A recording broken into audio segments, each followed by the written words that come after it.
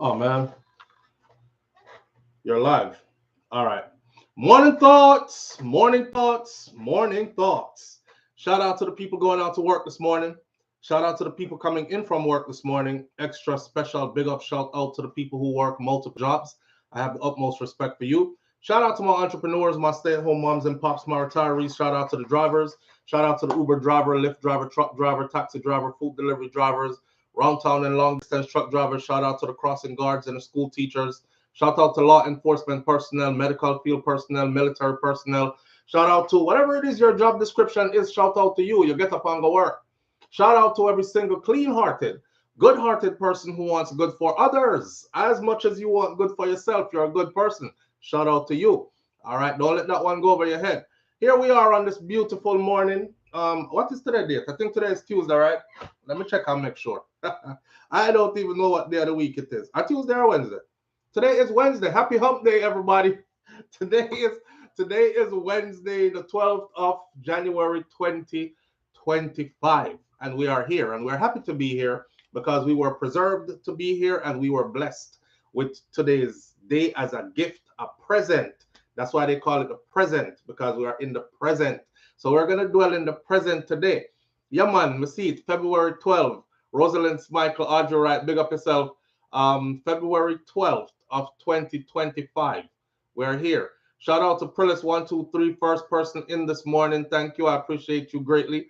Asarin Odetta is in the building. Pussy G is in the building as well. BM, great goodies. Mr. Article Don is here. Mervyn Point, Jamaica Kerr is in the building as well. Kaitai Jai Empress. Rosalind Smichael, Purple Royal. Michelle Taylor, RN. Put some respect on it. Wayne Nathan is here. Audrey Wright, big up yourself. Dainty is in the building this morning. Cena Sexy is here. BMRR123, Sharon Spence. Jay Robinson, Giffo Jess, Fifield63 with that British flag waving. Shout out to our British family. Naisha is here with us this morning. Banches is here. Lil Red Gucci, good morning. Haven't seen you in a while. I hope all is well. Lil Red Gucci, me and Lil Red Gucci go way back. Way, way back. Lil Red Gucci, thank you for being here. I was missing your presence. Haven't seen you in a while. Anthony Vaz, thank you for being here. Audrey Davis, thank you for being here. Kaz Robinson, Trini L. Bay, big up yourself. Christine Williams is in the building. Reggae Girl is in the building as well. Thank you for being here. Let me see. Who did I not call? Elaine Brown is here as well. If I didn't call your name, you already know it's manners and respect, and enough love same way. Nans, Bad Dolly 261, Marie's Message 411 TV. If y'all haven't tuned into Marie's Message 411 TV yet, please do so. Go over there, subscribe, and get into it with her and her content, right? We had a extensive yesterday morning Marie's Message, shine light on and the reality of certain things that happen in life right here. She's right there. Big up yourself, strong woman. Thank you for being here this morning. Sharon Ingram, thank you for being here. What we're going to talk about this morning now? Listen up. I'm so joyful. I feel good. I feel good. Life ain't about, you have to wake up and tell yourself, say, you want to feel good. You know what I mean? And I think I wake up and tell myself I want to feel good. A lot of the times, y'all don't even know when I'm going through a lot of stuff because I just come feel good every morning. You know what I mean? I was looking at entertainers who their lives were sad behind the scenes, and you could never tell. Like the guy that played Doubtfire, Mrs. Doubtfire, like just a bunch of them. Their lives were really sad behind the scenes, and in front of their audience, they were like the funniest person, the most entertaining people, But I want to be one of them kind of people there, not with a sad life behind the scene. I want to be one of them kind of people there that wake up every day and tell myself that it's going to be a good day, and I make it a good day regardless of whatever is happening or whatever comes my way. That's where I'm at in life right now. I think I saw Marlon, Marlon Williams? Yeah, Marlon Williams is now 50 something years old. Marlon Williams said, I just checked, I'm 50. I feel like he said I'm 52. And he's like, this means I got more good days behind me or more days behind me than I do in front of me. So I'm not letting anything disrupt my peace, take away my joy, you know what I mean, make me feel like uh I'm not enjoying life and life ain't worth living in these kind of things. So that's where I'm at.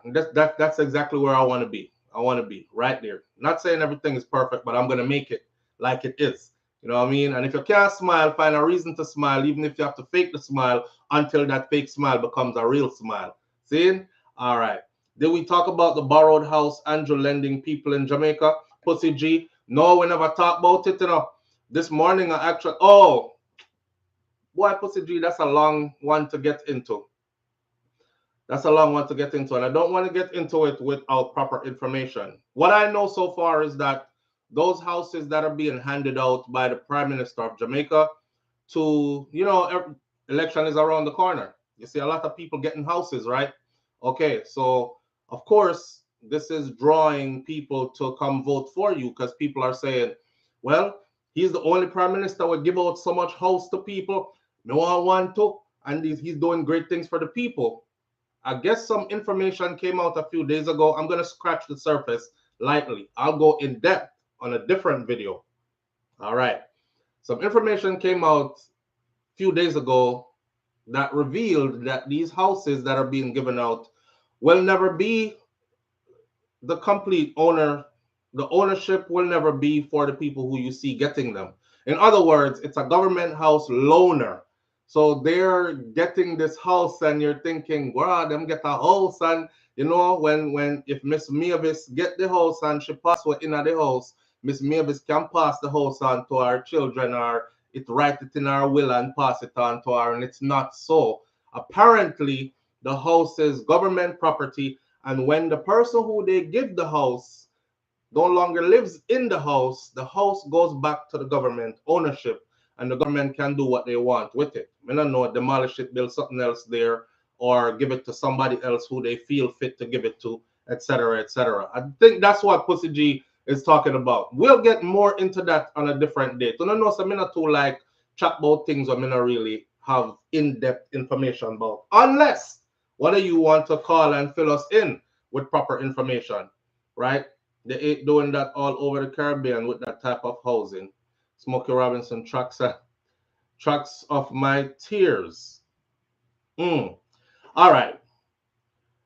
Y'all remember, this is on my list to talk about this morning, stemming from the Kendrick Lamar halftime show and the reaction that I have gauged on social media, right? Then we're going to talk about, I was on IG having a conversation. Somebody said I should start a dating show. Because I could make a good matchmaker because I know a lot of people. So I said, I do know a lot of people, but the guys that I know they're around my age group, and most of them, their gripe is like they don't want older women or older, and I'm asking why, right? They don't want women their own age group or a little older, and I'm asking why, and majority of them have said because the older women come with a lot of problems and stuff, and they prefer younger women because at least there'll be some fun there, right? So I put out on Instagram 2 days ago that where are all the women who are, I think the age group I used was 35 to 45. And somebody said, SouFlo, what happened to the 50 and above them? Because, why you cut it so short? I said, because that's where the guys, them who are on my list to find a date for, are asking for 35 to 45. That's their cutoff, right? I didn't want to alienate anybody who's over 45 as a woman, but that's what they were looking for. So, I mean, this morning we'll stretch the gap even wider and we'll even go to 55, right? 35 to 55 or 40 to 55. Where are those women who have their stuff together? Because this is what they complain about. They're saying they don't have their stuff together. Let me see what I wrote down. Wants to build, they want to build they want to build with somebody, not just to be taken care of, that kind of stuff. Because I guess this thing hits everybody now. Like, women of all ages are of the perception now that they shouldn't pay bills if they have a man, and the man should pay all the bills. And these guys are like, I don't want that. I don't want that kind of life. I want, if I tell my woman like, yo, let's go to Jamaica in 2 weeks, you know, let's go for a weekend, let's get away, let's go de-stress.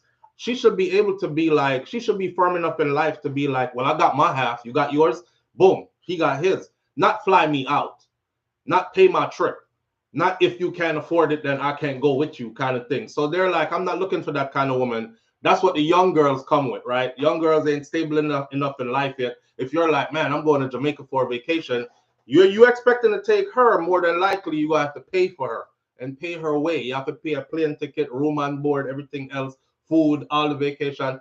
The man them a look for a grown woman who can add something to the basket, if you know what I mean, or come to the table with more than crutches and throat, if you see what I'm saying. So we're going to talk about that this morning at a little while. There's a story here about a doctor that offed himself. I can't use the S word. YouTube hates it. I've told you all that before. They will flag your entire video, a 2-hour video, if you use the word even one time, right? You might get away with it once. If you use it twice, for sure your video getting flagged when you when you're in Jamaica. When you're in Jamaica, you try to mix the tongue with the Jamaica. If I get flogged, the video getting flagged. My granny used to flog me. The video is flagged, flogged. Two different things. Flogged is beating. Flagging is what they do. Okay, all right, get me back. And then Mackerel. Y'all remember Mackerel, tech people, man? Mackerel, I had them twist up like this. Mackerel, the one when I wander over here. Mackerel, social media Mackerel. Mackerel built a house. And she was showing off our house that she built on social media with her TikTok money. Seeing? So we're gonna just dive just a little bit. 43, soon 44, Jay Robinson said. I'm not even looking at the comments yet in the box. I'm over here for now. But we soon look over this. So. All right, 43, soon 44. Young age that, right. But your head probably not right. We don't know. I'm just saying. Okay. Portmore becomes the 15th parish in Jamaica. Portmore is now a parish on its own. We don't have too much to say, just to put the information out there. There was Mayor Eric Adams' corruption case has disappeared, and there's one here. The last one should be, if try again, and you don't succeed, but you try again was a person, this person is that person. This is a follow-up to a story we did about a Jamaican, or a individual who they believe to be a Jamaican that made it into the US, and they can't deport him because they can't figure out where he comes from. Like, they can guess that you come from Jamaica, but listen to this. I think this is where we should start off. So them can guess that you come from somewhere, right? But if the government of where they're trying to deport you from cannot verify that you're from there, then them can't deport you to that place. See? So very interesting story. We covered this before and we had a good laugh. I think we should have a more laugh this morning off of this story, because this brother is somebody special. Okay, and the thing about it is, the follow-up to it is, he just got sentenced. Remember I told you they had him in custody. They were trying to get him out of the country. Well, he hasn't cooperated, and they have not been able to get him out of the country. So they just sentenced him to 4 years in a federal penitentiary. So I think they'll have 4 years to figure out where he's from. Honestly speaking, at the end of the 4 years, I don't think they'll be able to figure out where he's from anyways. Then what happens then? Like, what are they going to do with him then? Right? Where do we start this morning in any one of these? You choose. Do I start with the try again story? Do I start with the doctor who offed himself because the child support? Do I start with Mackerel building her house? Do I start with where are the older women? Or do I start with, yeah, that's it. Those are the ones. And or Mayor Eric Adams' case. You have 60 seconds as usual. Go. And okay, try. Missy Bram says try. Send him to Gitmo. Pussy G says he better be careful, because he person like him, oh damn, or El Salvador, rotted. He could end up there indefinitely. we are gonna get into that. Try, doctor. All right, RR123 says Dr. Bedroom Bully 27 says he go to get oh JC says older women. We get one older woman. Eric Adams, Naisha says BM says the Adams case 2. Purple Royal says the doctor 3. Okay, so we have 3 topics, and there is the doctor, there is Eric Adams case. Okay, the try case. We have 4 doctor. The try look like it's leading. Eric Adams just added one more from Kerry Ann Jones is equal with that. No, try by Audrey. The doctor, try. Pussy G said anything. No, Pussy G have to vote. We're 30 seconds in. We have 30 seconds to go. Guess them will look for a slippery wicket to play. Try. Okay, Bissy Bram puts try on even with everything. Eric Adams is now leading. Try is back in the lead. Try it is. Doc fell out is between try and Eric Adams right now. Try. Doc is back in the lead, back with it. So it's Doc. Audrey Davis, Doc. Anthony Vance, Doc. Naisha, Doc. We have 10 seconds left. You have to pick a side.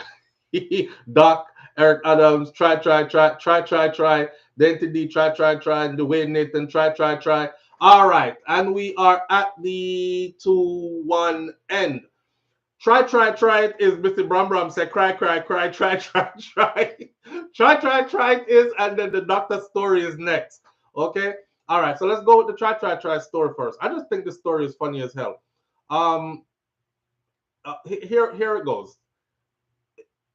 This is from U.S. Immigration and Customs Enforcement. Okay, this is what they posted. If they're referring to him as a Jamaican man, but they can't get a verification. So watch this story now. He was just sentenced to 4 years in a federal prison for obstructing deportation. He's from Jacksonville, Florida, by the way. U.S. District Judge Marcia Morales Howard sentenced this unidentified Jamaican man charged as John Doe to 4 years and 3 months in a federal prison for obstructing his removal from the United States of America. The man refused to reveal his real identity to officials with U.S. Immigration and Customs Enforcement, or ICE, Enforcement and Removal Operations, ERO. A federal jury found Doe guilty. According to testimony, the evidence presented at trial, Doe was first encountered. Now, for those of you who remember the story when we first did it, it's going to rehash some of the old information, okay?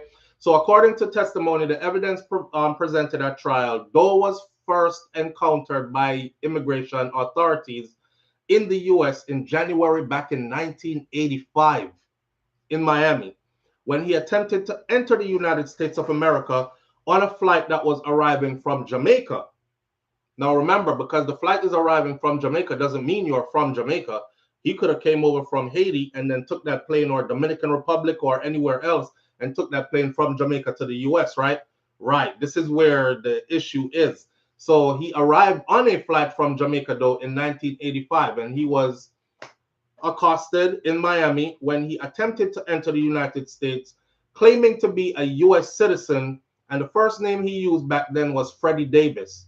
When authorities determined that he was not a Freddie Davis, he was not a U.S. citizen like he claimed, he was allowed to voluntarily return to Jamaica. Back then, they would do that, right? Nowadays, it is a bit more stringent. Jamaican authorities have to actually verify you and say, okay, he's ours, send him. Doe attempted to enter the country again 1 month after, coming in through West Palm Beach, Florida. This time, they caught him again, and he claimed to be a citizen of the Bahamas, using a fraudulent Bahamian passport in the name of Joseph Gordon. His ruse was discovered, they said, and he was again sent to Jamaica. Sometime later, this time they don't know when, this is third try, at a unknown place and time, so they don't know how he came in, when he came in, where he came in from. He successfully, it says that John Doe successfully finally entered into the United States of America illegally. he was encountered by immigration authorities in Dallas, Texas, this in 1988. After serving a prison sentence, remember they ran into him in 1985 first, right? 3 years later, he is coming out of prison in Texas under a completely different name. Those said that his name this time was Joseph Gordon, and at first said that he was also a U.S. citizen who was born in St. Thomas, U.S. Virgin Islands. But later on, when press said that he was a citizen of the Bahamas, actually, the immigration judge subsequently ordered him again to be deported, looking back at the paperwork, saying back to Jamaica for him. But this time he was not deported. This is when they started to say, we keep on sending him to Jamaica, but we're not sure if he's Jamaican. And that's when the issue was first raised. Why y'all keep sending him to somewhere you're not sure he's from, right? The legalities of it is, the logistics of it, if you think about it, I could come to the US on a plane from Jamaica, doesn't mean I am Jamaican. So this is when things started to change immigration-wise. So they held on to him in the US at this point. In June of 2018, after completing another prison sentence, this time in Florida, John Doe was taken into custody by ICE in Miami, this time using the name Ricardo Jones, this name under which he was convicted.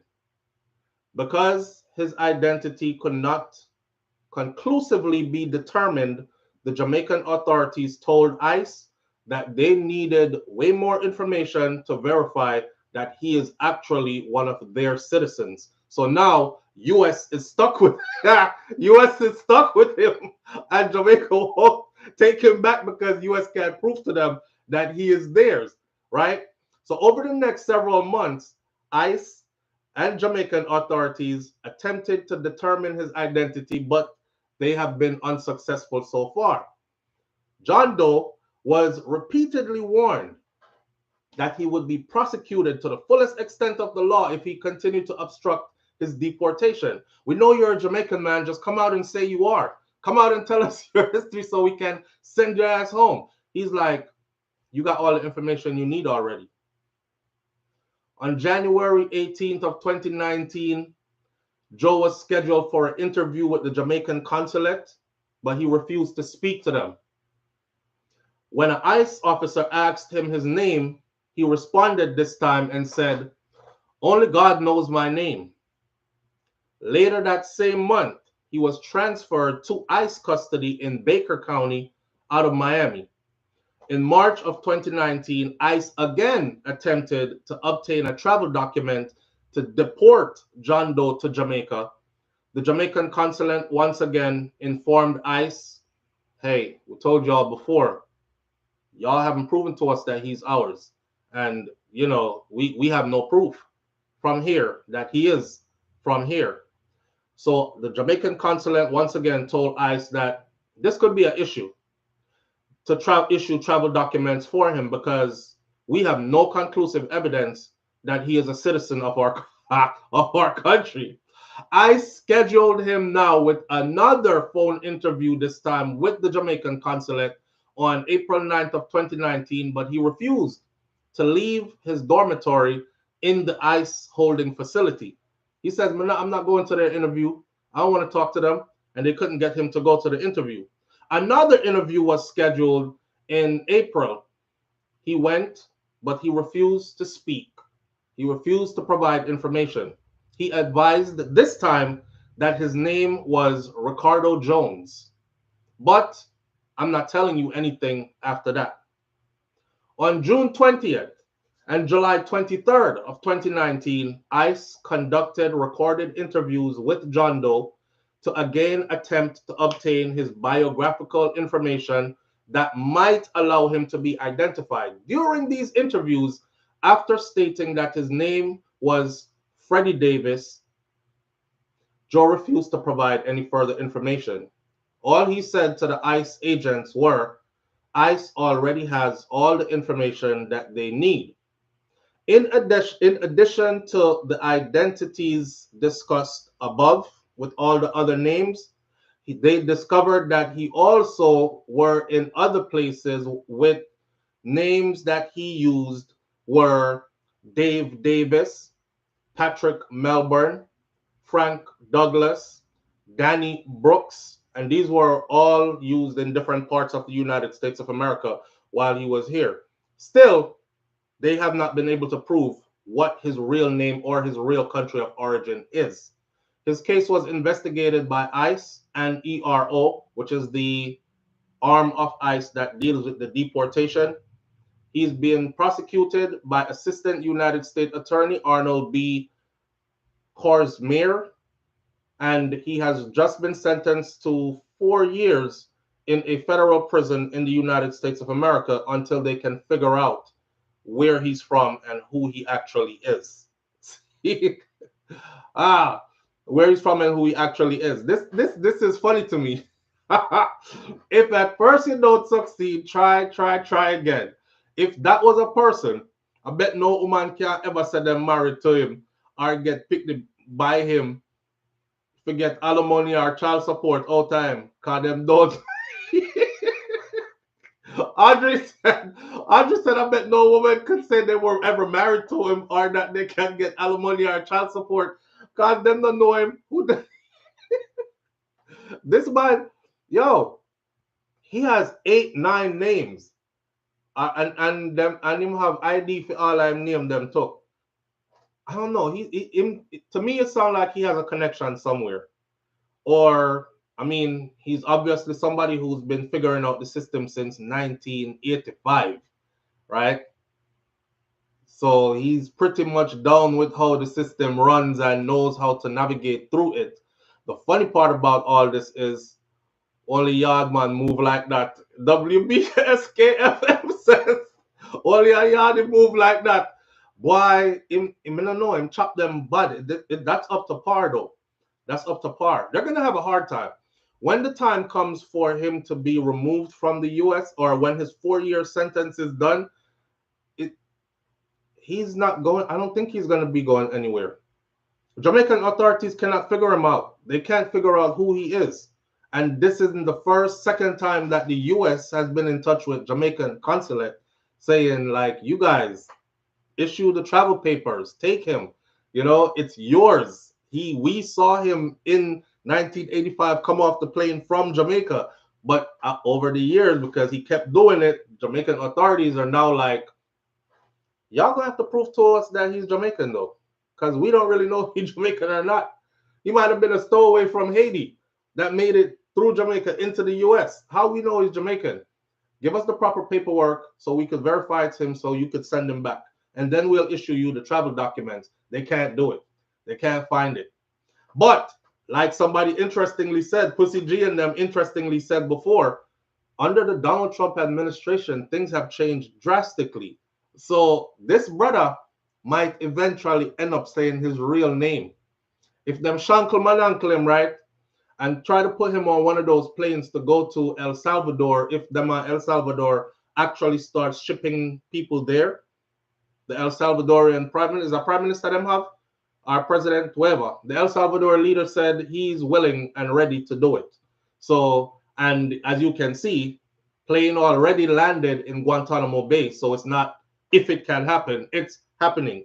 So if they shankle him up and say you're going to El Salvador or you're going to Guantanamo Bay, I think he might speak.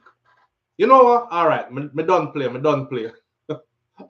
My name is Richard Jones. I'm from Spanish Town. Jamaica, I come from, brother. Send me home. And they're like, where your accent come from all of a sudden so strong? I think he's going to end up talking. I would definitely be wanting to be deported instead of being.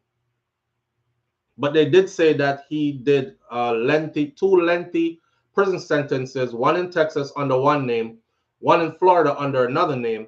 So this might also be somebody who is already used to the prison system here too. So he's not afraid to go into their prison system. You know what I mean?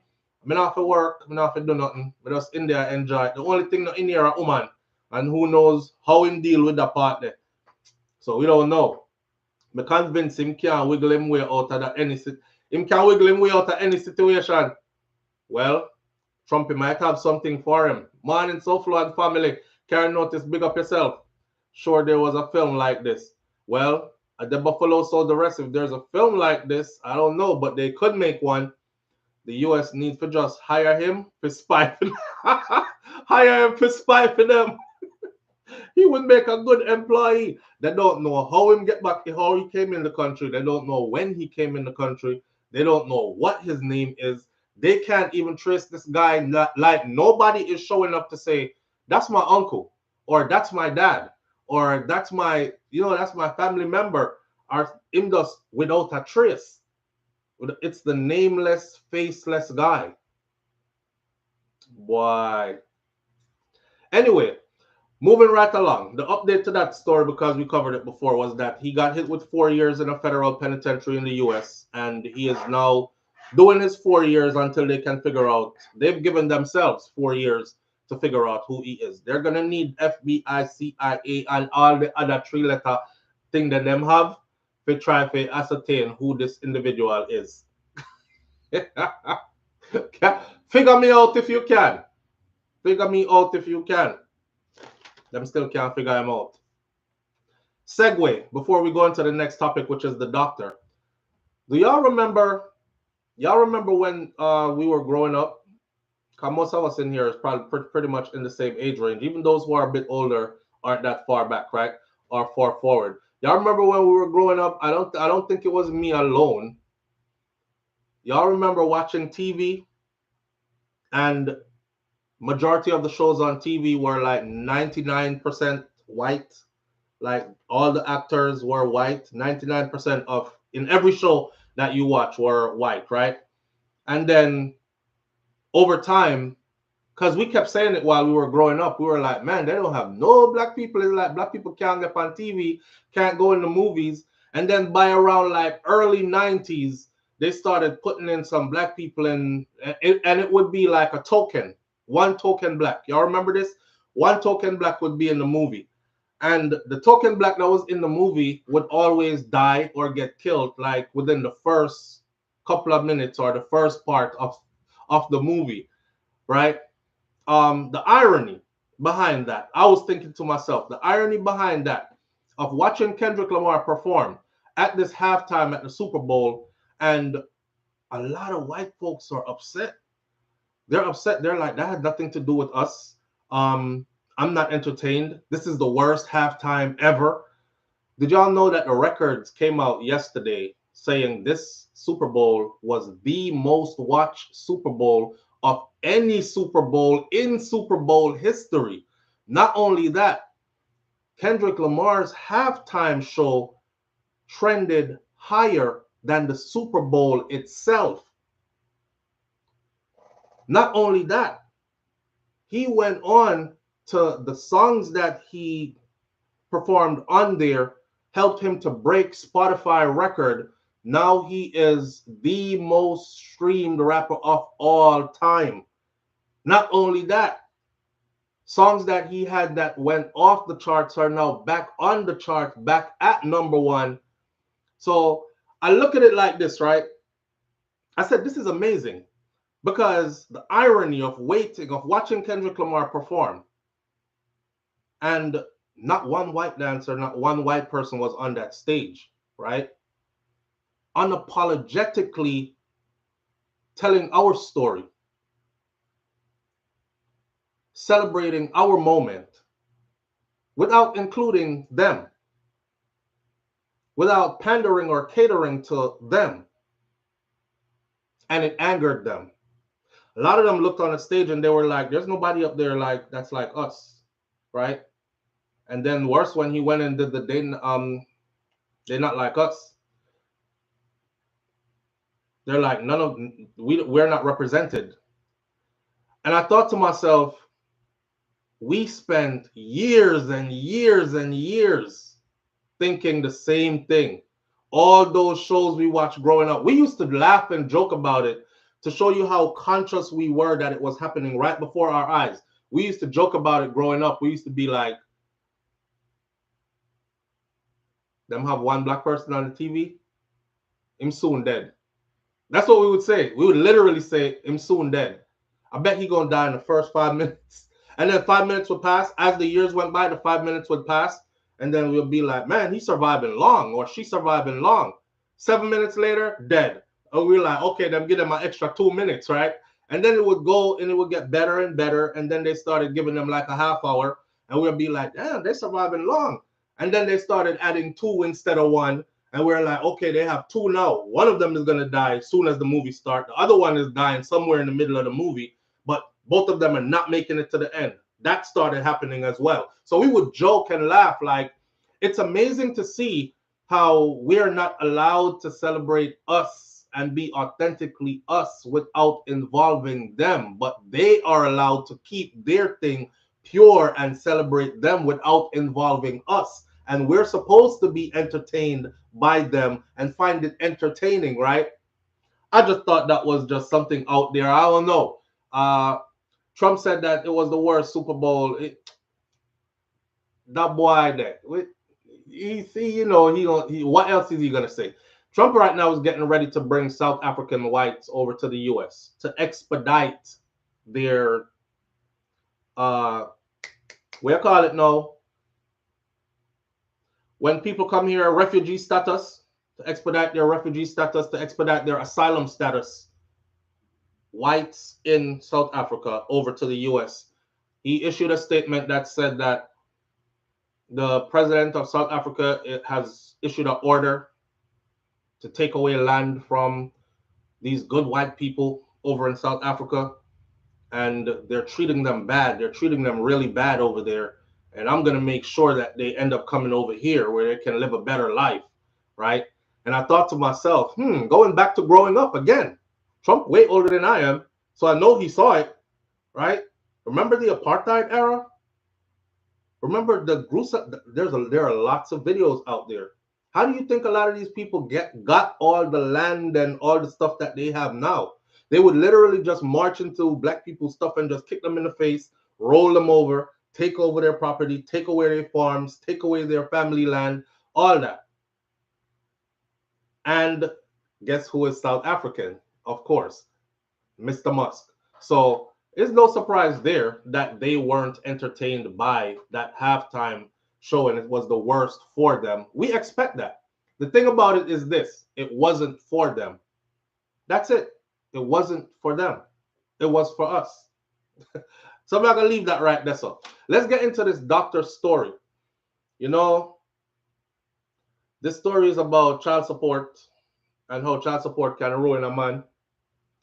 Obviously, there were other issues in this relationship, but I have a saying about child support and the system and how it's used. But we're going to get into that. Nance says they'll be all right. We're going to get into that. No, there was a statement that was issued from some entity in South Africa that said their leader did not issue such statement to go take away land. It's some propaganda information that's coming from the West side to stir up something there. And apparently it's working because a lot of people are believing it. But no such thing is happening in South Africa. Nobody's land is being taken away from them, et cetera, et cetera. But since that's not my main topic, I won't get into that. But we had our own version of apartheid, and it was called segregation, says Kaitai Jai Empress. Yeah, that too. That too. Jim Crow era, apartheid. But a lot of them were into that. That's what they liked. That's what they supported. They supported what was going on over in South Africa at that time. And they supported what was going on here in the US at that time too. You know, times have changed. And a lot of people get to hide their hands and act like they weren't a part of it or they didn't support it, change their face. But we're not dumb. We're not dumb. We know who was flourishing in that time. We know how a lot of them got their lands. Live on the air with SouFLo. Good morning. Good morning, SouFLo. Good morning, family. How you doing? I'm okay, man. Good morning with you and the whole family, okay? All right. Talk to us. Yeah, the whole family of Facebook and all. SouFLo from the other day, I want to say something, but I'm a bit scared, You a bit scared? Yeah. And you go in child support now, and I'm a bit scared. Mm, Because the other day the guy said I should go to the tailor and I want to say something, but I'm afraid from that guy. Yeah, you understand? It's so long. mm. Go in the child support. I'm gonna call you back. 110% support, okay? All right, manners. The whole world loves SouFLoTV. Manners, fam. Yeah, talk. Carry on, bro. You're doing the best job. Yeah, Manners. talk. Take care. Yeah. All right. Um, let's go into the child support thing and this doctor. So remember, I said I'm going to use the word office self instead of the S word because they don't like it.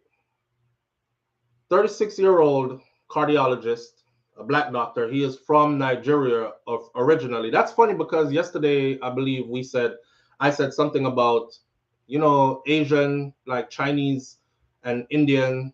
They pretty much determine what their children are going to be, and if our people were like that and our culture was set like that, our children would have achieved way more at a younger age also. They're not so much concerned about their children being happy in that way. They think they see farther than the child does. So they'll tell their son, like, you're going to be a doctor, and your sister, she's going to be a lawyer, or she's going to be a this or a that. Now, the children in turn, they honor their parents' wishes, whether when they go through school and they finish it up, they can say, my daddy is proud of me because he said I'm going to be a doctor and I honored my father's wishes and I am a doctor. And the father will speak proudly of his son too to everybody. My son is a doctor in the United States of America. Oh, what kind of doctor is he? He's a brain surgeon at Mount Sinai Hospital in California. And they're proud, right? Right. Our children, loosey goosey. They're like, I don't know what I want to be yet. And then they change their mind. I think I want to go do, you know what? Let me just hold off after high school and go work a fast food job until I figure out what I really want to do. They don't play that. So this doctor is pretty young, 36 years old, 36, an accomplished cardiologist, originally from Nigeria, based in the United States. Akene Erine. He offed himself after losing a child support case with his wife. The Nigerian-born doctor allegedly took himself out on Sunday, January 26th of 2025, following a lengthy divorce battle with his estranged wife, which included a dispute over the custody of their children and the amount to be paid in child support. Sources have said that he used a gun after a judge ruled in favor of his ex-wife and ordered him to pay $15,000 per month. $15,000 per month. A Nigerian American, Clayton Udo, who is also highly accomplished in the field of psychology and mental health, confirmed the news. He's a colleague of the cardiologist, confirmed the news on a Instagram post, but he also stated that the court's ruling placed a severe financial burden on his friend. And he further revealed that the doctor also had lost his medical license due to the ongoing case. His license I don't think he lost it. I think it was, how you say it, kind of like frozen. You can't do anything right now until this is resolved, kind of thing. So his hands are tied. He wasn't able to do what he loves to do, or if you look at it this way, he wasn't able to earn, to make a living. You know, the abuse, and then he went on to say the abuse of African men in the USA must come to an end in a deeply troubling case where Dr. Ikena Ereni, an American trained cardiologist, took himself out after an American court ordered him to pay his ex-wife $15,000 per month following a prolonged and very contentious divorce case. This tragic incident highlights the system's issue with the legal system that disproportionately affects African men or black men. He further revealed that the deceased had spent thousands of dollars in legal fees before the court's verdict turned out in favor for her. he took himself out. He spent thousands of dollars in legal fees. He wasted all that money. And then with his license being suspended, he wasn't able to. So money is going out. He's not seeing how the money is coming back in. Then the judgment was not in his favor. And the judgment also nailed him to the cross with a $15,000 a month payment that must be made every 30 days. He lost his license as a cardiologist in this case. Plus, they slammed him for $15,000 a month. Plus, he had restricted access to their children. A member of the Nigerian community in the United States who also confirmed these things that were said described him as a compassionate healer and a devoted family man. The person said, in loving memory of Dr. Ikenna C. Erine, it is with a heavy heart that the ASA-DC family announced the sudden and untimely passing of Dr. Ikenna. And he was a beloved father, he was a son, he was a brother, and an esteemed cardiologist who departed on January 26th of 2025. He was born March 4th of 1988. And he was a compassionate healer who devoted his time to his family and to his work. He is survived by his children, Ugonna and Munachi, and then his parents. His father is an engineer, and his mother, and then his siblings, Chuck, Onyi, Kenny, and Gichi. So he has 4 siblings, his mother, his father. His daddy is an engineer from Nigeria as well. A celebration of life will be held on Monday, February 3rd, which is gone now, 2025, at the Gary L. Kaufman Funeral Home in Elkridge, Mount Dakota, from 11 a.m. to 12 p.m., followed by interment at Meadow Ridge Memorial Park. 2 children, $15,000 a month. 2 kids, $15,000 a month for 2 kids. I know people out here that are making good all year long with $30,000, and you wonder how they do it, right? And I'm not saying she should live struggle life. I'm not saying she should live struggle life. Hold on, Nicole. I'm not saying she should go live struggle life, right? Because their father is obviously doing well for himself. He's an accomplished cardiologist who was highly respected in his field at a young age of 38 I said, or 36. But $15,000 a month for 2 kids? What the hell you getting them kids? They weren't in private school. They don't, like, what are you getting those kids? For 2 kids. You know? I have a thing about this. See, the problem I think in that relationship was the marriage.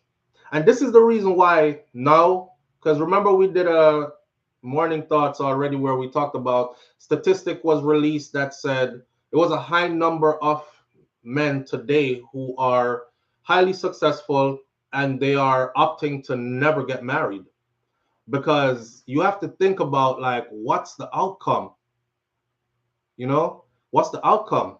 Because if you marry that woman, everything that you got from the day you got married until the day she wake up one day and decide, I just want to leave.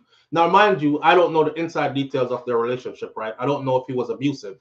I don't know if she couldn't stand the abuse anymore. There was nothing out there that said he was abusive or she couldn't stand the abuse anymore. Not even her. She didn't accuse him of abuse. Not that I saw. It was just a case of people not gelling together anymore, kind of thing. I'm over this. You know, we've grown so far apart. We bump heads all the time. We don't agree. I'm not feeling the love anymore, kind of thing. I'm gonna leave the kids. I'm gonna take the kids and go. You know, a man has to think, like, damn, if that's the outcome, why do the I do stuff and do paperwork if that's even a possibility of the outcome, you know? So shouldn't go on. Why make him suffer? That's how it goes. That's how it goes, you know. They're gonna financially break you. They're gonna financially break you. And usually in the end, the guy loses the house because from what I've seen, the judge says, look, these children, they go to school, right? Yeah. Where is their school located? Or do they go to different schools? No, Your Honor, they go to the same school. The school is 1 mile away from the house. The bus picks them up here in front of the house, takes them to the school. Entertainment Zone, big up yourself. I appreciate you greatly. Thank you so much. The judge takes them, the school picks them up, the bus picks them up in front of the house, takes them to the school on a daily basis. The judge is going to ask, okay, you have a little girl and a little boy. Are there any extracurricular activities?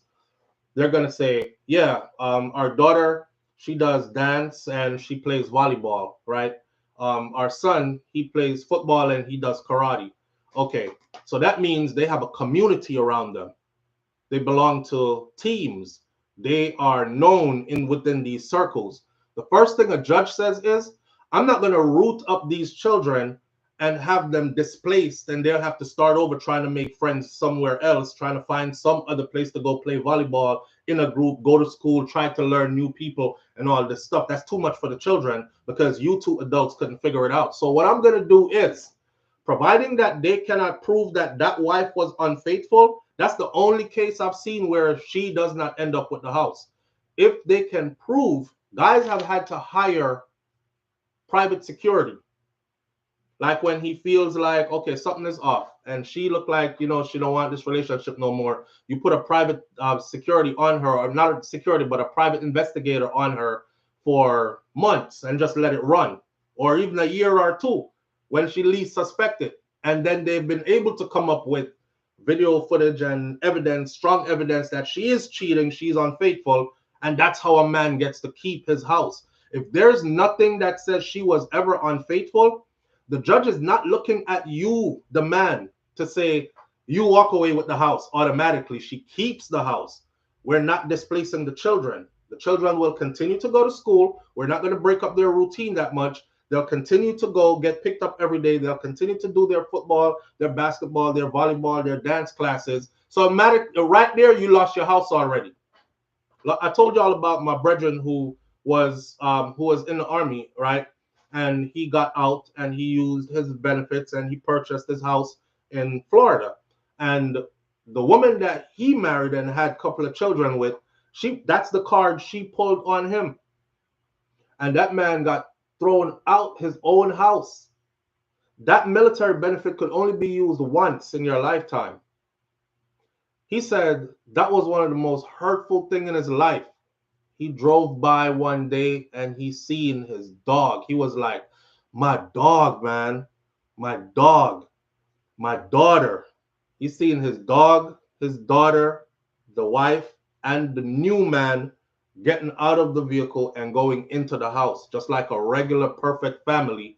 Only thing was he was switched out for another guy, and that was his house. Otis Nolan, big up yourself. I appreciate you. Thank you. Right? I think that's overkill. I think that's overkill. 15,000 a month for 2 children. When we decided to have the babies, I didn't say they were all going to be all mine. We did this together. It was supposed to be a 50-50 thing. So if we ever split, I would advise every man this, right? Very, very rarely have I ever seen a woman say, I'm doing good for myself. I don't need a damn thing from him. If he wants to take care of his kids financially, then that's more than welcome. But I'm not running him down for anything. I'll be very transparent with his children as they grow older, right? To let them know your dad doesn't contribute to anything, but it's okay because I got my own stuff. So we're going to be all right, right? No need to hide it from them. However, I'm not running behind him. I've seen very few women that say that. The wisest thing I think you should do, though, as a man, is make sure that your woman gets somewhere in life. As in, some men are comfortable with their women just not being nothing. She has nothing going for herself. He'll never teach her how to run, how to get some money. He'll never show her the ropes. He'll never support her if she's trying to go better herself. And then boom, they end up in a divorce situation. That's the first thing the judge looks at. She's not able to maintain the lifestyle that you guys have been living. She can't do it on her own. You're making a whole lot of money, sir, and you're a accomplished cardiologist. Your salary is how much? Okay. How much did he make last year? They pull up your W-2s. They're looking. They're like, oh, he made $495,000 2024. The year before that, pretty much the same. The year before that, there was a drop off, but he made pretty much around the same. So this is a consistent earning basis for him. He's a $500,000 a year earner kind of guy. That woman has nothing going for her. She's not accomplished. She can't carry this by herself. That big ass house that you had that they're going to give to her, if it wasn't paid off, somebody's going to have to continue to pay it because he's not moving the children and she's keeping the house. You see? So that's why that is why you see those child support bills start getting so big. That's why you see the child support bills start getting so big. Them children go to some school where school fee is $1,200 a month for each one of them. That's $2,400 a month already just off school fees. The community they live in, the homeowners association fee, they have cheap homeowners association fee out there. Yeah, for broke people or regular people. Them have homeowners association fees that are super high for, like an accomplished cardiologist who wants to live in an exclusive part of the city and gated community where people like politicians are their neighbors, et cetera, et cetera. Right. Them there, homeowners association, that's another $2,500. Okay, we're up $5,000 already. And this is how you see these numbers get big like this. They will not allow you to downsize her while you continue to live good. Take it however you want it. Some of them won't let the woman work outside of their home, and that's their tradition. They just raise the children and throw dinner parties. Yes, and the women agree to that. They agree to that from the beginning. A lot of these women want to be kept women. They don't want to do nothing. They agree to that from the beginning. And then somewhere along the line, she starts getting uncomfortable. When arguments break is a whole different scene, you get to see a whole different person. They have a saying, and the saying says you will see a true person when you're angry and when they are angry. That's whatever you see from somebody when they're angry and when you're angry, that's the true person right there. I don't believe that.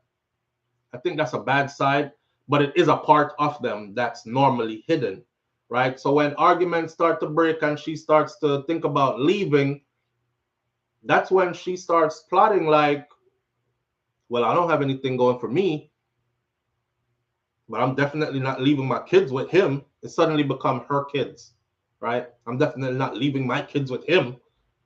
So this doctor the judge also ruled that he would have limited access to these children. $15,000 a month and limited access to the children.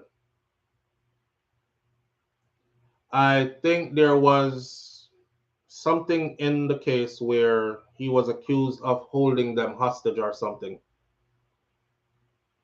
And in family court, if any kind of violence comes up on that man's path,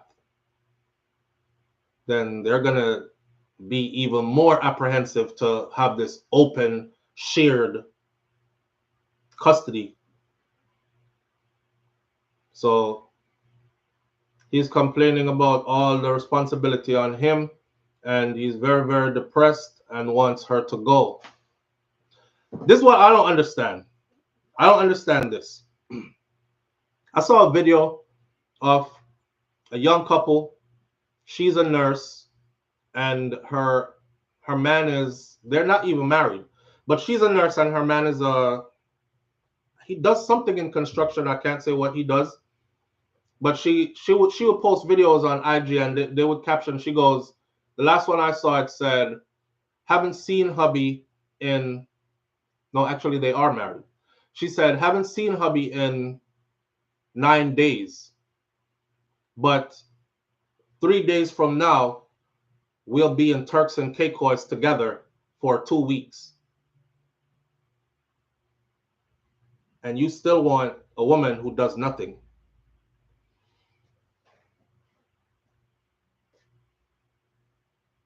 She talks about having her own. She talks about her husband wanting to travel and they're equally yoked. Like if he says, let's go Turks and Caicos, she's like, I got my money. He got his. We going. For the women them who actually just want a man who to, then I saw an older woman yesterday. This is why I said we were going to talk about the older woman stuff.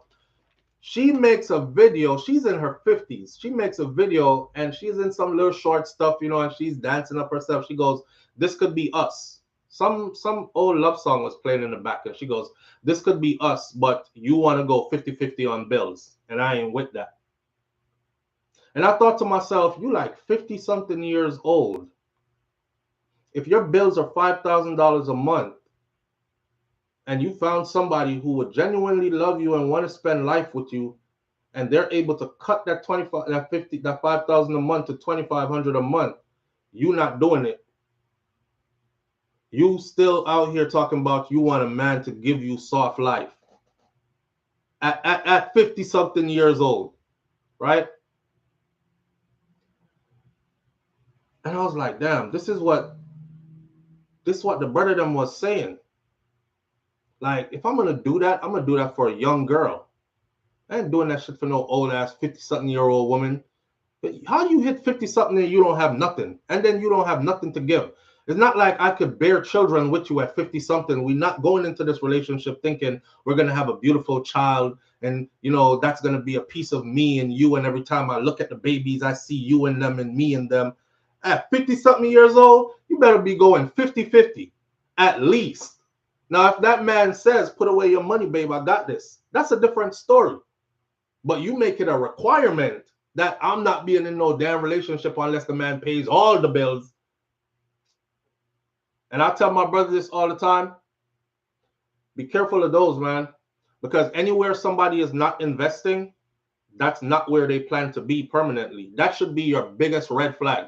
She's not investing nothing in you, nothing in the household, nothing with you paying for everything. You think that's cool? Okay. That's because that's not where she wants to be. You're her stepping stone.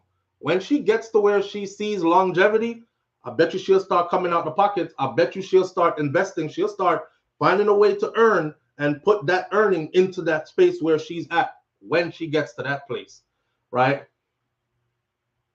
It works for some people. It works for some people, but you got to bring something. You got to bring something. 49.51, however you want to do it. Hell, 95.5. 95.5. But something. I look at the couple and she said we'll be in Turks and we haven't seen hubby in 9 days, but we'll be in Turks and Caicos a couple more days from now we'll be there for 2 weeks. And I thought, here you are over here. When last you flew out of the country? You can't because your bills are stressing you, but you're probably paying them by yourself, but you don't have enough left to travel on a regular basis. You know what I mean? And that's the point that young lady was making. She was making a point that she don't burden her man with all the bills, because if he's sitting there paying all the bills, he can't afford everything and give her everything that she wants. She loves traveling. You know what I'm saying? So if he already paying all the bills, I got to put something else here so we can do the other stuff that I love to do. Or you just going to sit there and just be happy that you got a man that pay all the bills, but y'all never go anywhere? Or you're going to contribute. So your man could pay all the bills, but y'all still can take trips and still can experience life and have fun. Something beside pum pum and head, right? Audrey? Yeah. Them call it good throat now, because them no use mouth no more and I don't know them throat them sex. Them call it good throat now. Something besides pum pum and throat. right? Now, the thing about it, I'm segueing into, I feel sorry for the doctor. I remember when Tyrese was crying, right? And Tyrese, Tyrese cried, man, and people laughed at him. So what? Hold on, live on the air with SouFLo. Good morning. Good morning, SouFLo. How you doing? I'm good, family. How you doing? Good. Yeah, I was just calling. I heard about the story. I did see rumors about domestic thing, but I didn't see that in print. So I don't know if that's just things people are saying. You know what I mean? Yeah, what I saw in print was he had held the family hostage. But Oh, he did. yeah, and I think that was in Okay. the final end when, you know, everything was After against him right, already. then he Right, kind of snapped. right.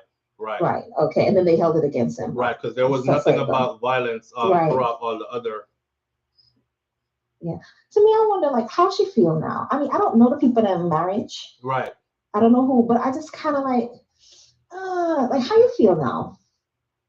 None of man go kill off himself. Yeah, now your children have no father. Or maybe she gonna figure she get everything now. I don't know.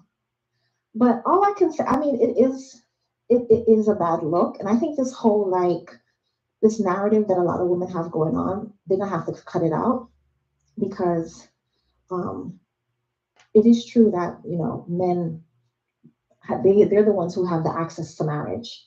Yeah. And a lot of them are very, very skeptical and hesitant about being married because of this narrative that a lot of women have.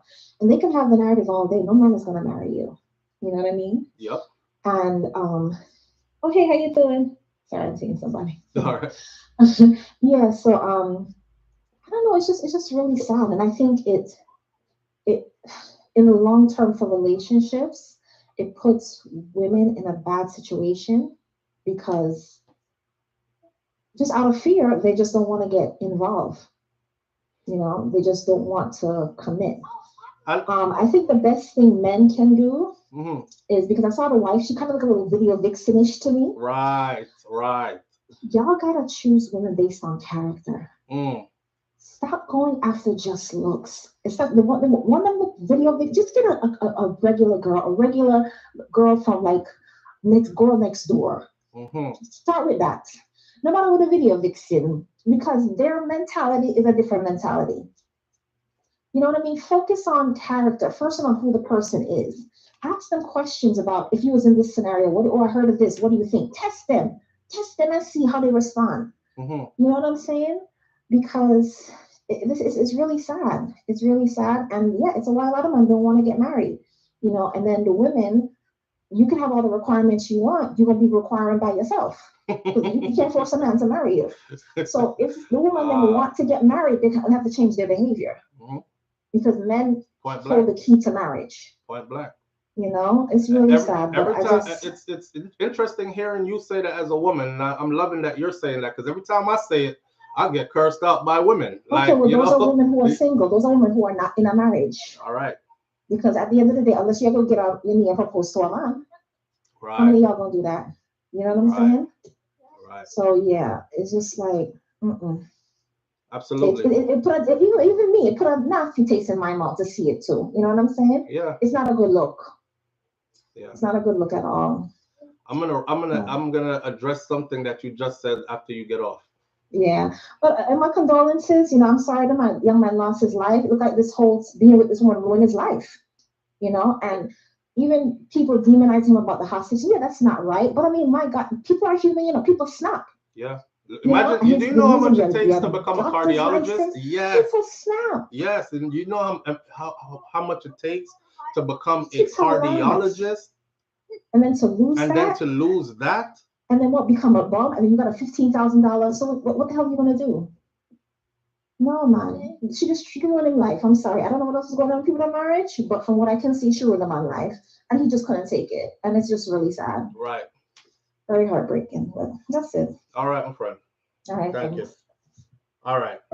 Yeah, man. I've seen situations where the woman don't care. Once she breaking up with you, she don't give a damn what you went to school for. She don't care what your livelihood is, what kind of certifications you got. If police come to the house, I'm losing this damn license. I can't work in this field no more. She don't give. That's exactly what she wants to happen, right? Because I'm not gonna be with you anymore. So you don't need to be no damn cardiologist.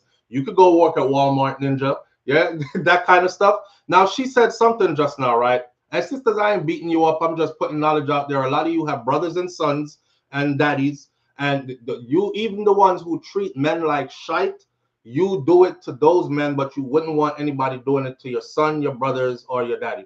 So with that said, they will plan their retirement off of you. Y'all remember when I did that video talking to men on this channel?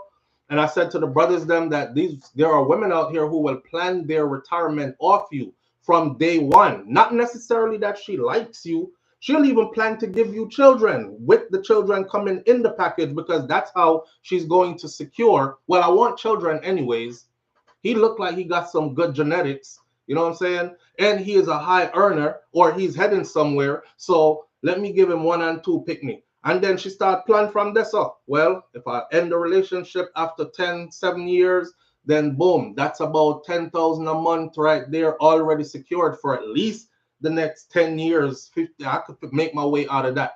And then I'm definitely going with the house. It's a $400,000 house, $550,000 house. In these cases, $1 million house them living, all right? She already got that checked off the list too. And then she goes down the list and down the list. Men have to be careful. The sister just said something just now, though.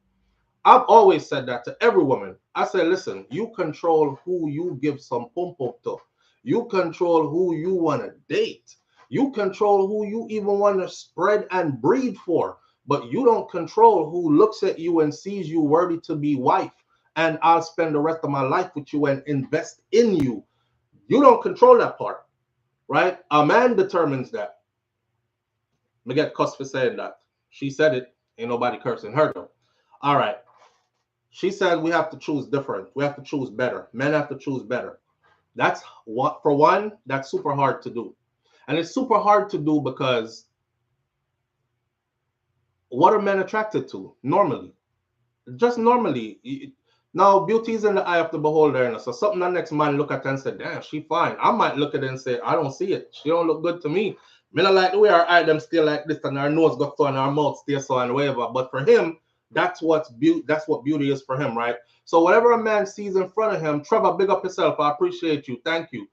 Whatever a man sees in front of him that he deems beautiful, he's already attracted to it. You can't help that. And you're like, man. And then worse, if chemistry is there, then on top of that now, you have good actors. You have good actors. I don't know. Women are super good at deception. Look how much man out here feel like so them pick me up for them and it's not yours. Women are super good at deception. To convince that man that that baby is his, knowing damn well the same time he was in that coochie, another man was in it. And then that I feel the baby looks just like you, babe. Look, he got your eyes, he got your nose and everything. That's a master deceptor right there. Look at his feet. You got your daddy feet, boy. Ain't even his damn picnic. Trust that woman so much, you raise another man's child with her. How are you supposed to tell if she not the one? And no matter how long you give them, they'll act long enough to get to where they need to be. And then once they get a solid footing where they need to be, that's when they start shedding skin and the real them come out. I've seen that happen a lot, right? Tyrese was trying to explain that because they said that to Tyrese on the Breakfast Club. They said, but Tyrese, y'all gotta start going after, like, you wanted the whole light skin, you know, big booty, this, that, and the other, exotic looking, whatever. Tyrese said, no, it wasn't even that. She wasn't high maintenance. Y'all want them high maintenance girls, you know, video vixens. He says, no, she didn't look like that when I met her. When I met her in a $10 sundress. A $10 sundress. And she claimed she didn't even know who I was. And we had long conversations just sitting and talking on the beach. And she didn't know what kind of car was what kind of car. Like, she couldn't say, that's a Jaguar, that's nice.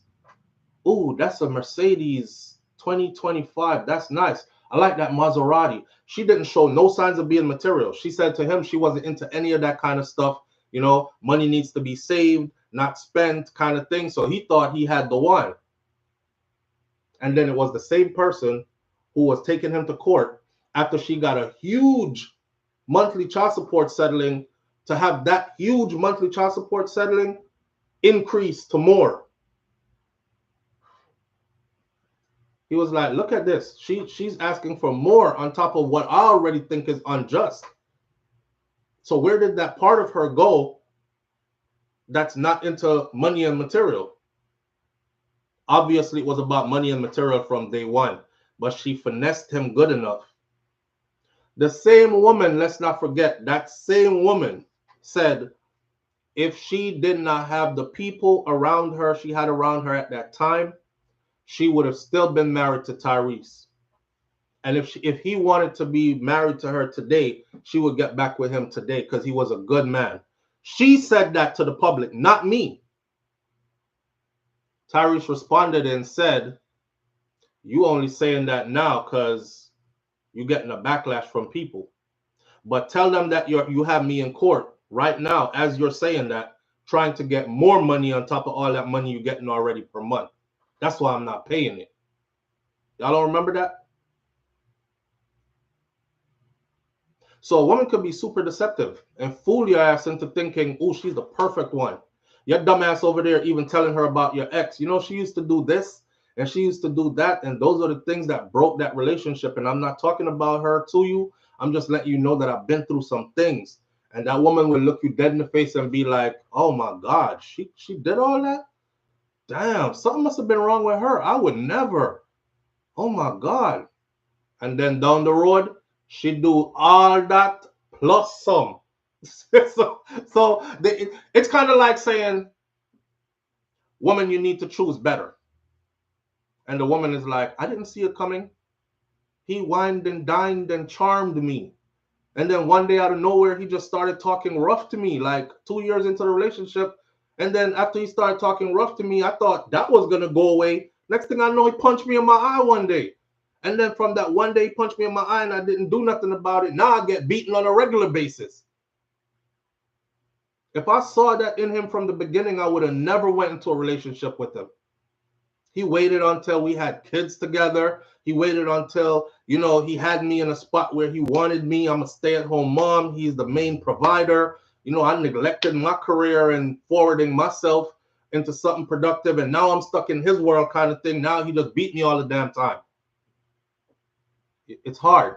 Tyrese's daughter, thank you, Dainty. Tyrese's daughter now chooses him. So that's good. Not only that. See, I'm glad that you said it, Dainty, in the comments. I'm glad you said it. So these people know something, not making up stuff with us following real life, right? As example, Tyrese's daughter came out and said that all the stuff that her mom was doing to try to get her to turn against her own dad.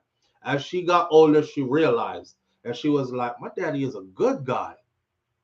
My daddy is a beautiful man. And then she started realizing like the real friggin' problem was my mama. I don't want to be around her no more. I want to go be around my dad. And that's where she is now. Soon as she could, out. Yeah. So she played him. She played him. But many of us get played that way too.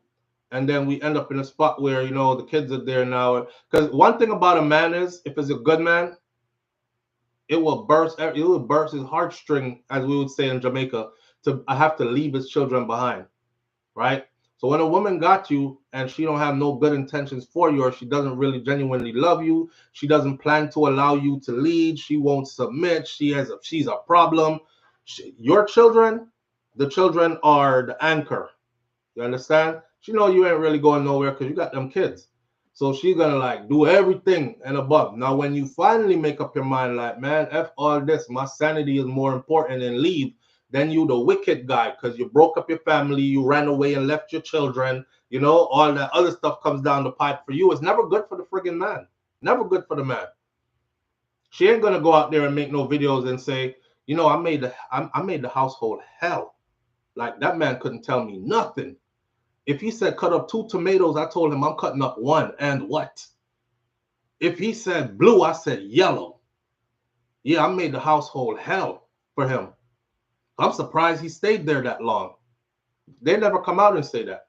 They come out and act like, I don't know why he left. You know, I was the perfect wife. He just walked out, you know, left his 2 kids or left his 3 kids or however many kids they have. You know, they always paint that good picture, and then they always have like 100 million women to back them up. Yeah, girl, because that's how them ninjas be. You know, that's how them ninjas be. But we gonna be all right. Welcome back to the welcome back to this side. It's a rough journey. It's a rough journey, but for the doctor though, the system is set this way. And I use Tyrese because this is what Tyrese was speaking about. He was talking about the many men who have to go through this because the system is rigged this way. It is unfair, it is unjust, and it's got people out here losing their lives behind this. Yeah. So that's the doctor's story. Now, as a woman, you should ask yourself, would I have wanted this outcome for my son? Your own son. A lot of women I see look at situations like these, they look at it from the perspective of their ex-boyfriend that did them wrong. Him probably come in just like John. F him. Yeah, him should have off himself anyway in that first place. You go, girl. Get that money, girl. Look at it from the perspective of your son. This the outcome you would have wished for your son. John, in it again in a BM. John back in it again. John is always here with us, you know. I'm a G. Yeah, but people fake a lot, man. So, you know, confession time. Me not trust nothing. I did a DNA on my granddaughter. RR123. RR123, you did a DNA on your granddaughter without the knowledge of the parent, without the knowledge of the mother. Me not blame you. I don't blame you. Because you just never know. These children are smarter and wiser, and they get credit for as soon as they are old enough to choose their own, they will choose the right side to be on. Absolutely. Absolutely. And I tell everybody this, right? Try your best to be in your kid's life, even the brothers who, because listen, as a man, I hear a whole lot of other stories. And as a man who's been through some things with woman, I know the reality side of this. Remember when I told y'all, I said my dad used to say, you know, them say, you know, y'all grow up, man. You're a boy, you're going to be one man one day. When you become a man, you're going to understand, right? And I became a man, and I went through my own, and I understand completely. And then I see people who close to me and far from me go through it, and I'm able to look at the situation, and I'm saying, damn. Because when you're little, you look at your mom as innocent, and you look at all women as good, because your grandmother is good. You know, no woman no better than Miss Ruby to me. And you know, my mom, that's my mother. Yeah. And then you go out, you grow, and you're like out there in the world, and then you start running to like Jezebel from hell and demon spirit and, you know, cantankerous, disagreeable, and you're like, geez. And then you get to experience like a woman's scorn. Yeah. When you get to experience a woman's scorn, then you can talk. So obstacles are set in a lot of men's way, because sometimes them women don't even care about our relationship. God bless the women who are like, you know what, me and him ain't together no more. Me and John done. I couldn't care less who him want to do it. But I need to make sure that a proper relationship is fostered between him and these children. And I need to also make sure, because this is for the children's mental health, that these children see me and their father on a cordial and respectful, even loving communication level, right? Any child that grows up think, damn, my mom and my daddy be going at it. That hurt them here. That hurt them here. But the children are never put first. Trust me. They are never put first. I'll give a damn how many times you hear, I love my kids. I'll do anything for my kids.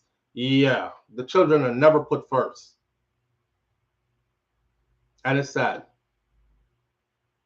It comes down to personal stuff. And the children become sacrifice. And the children become a weapon to be used for, you know, whatever else agenda there is.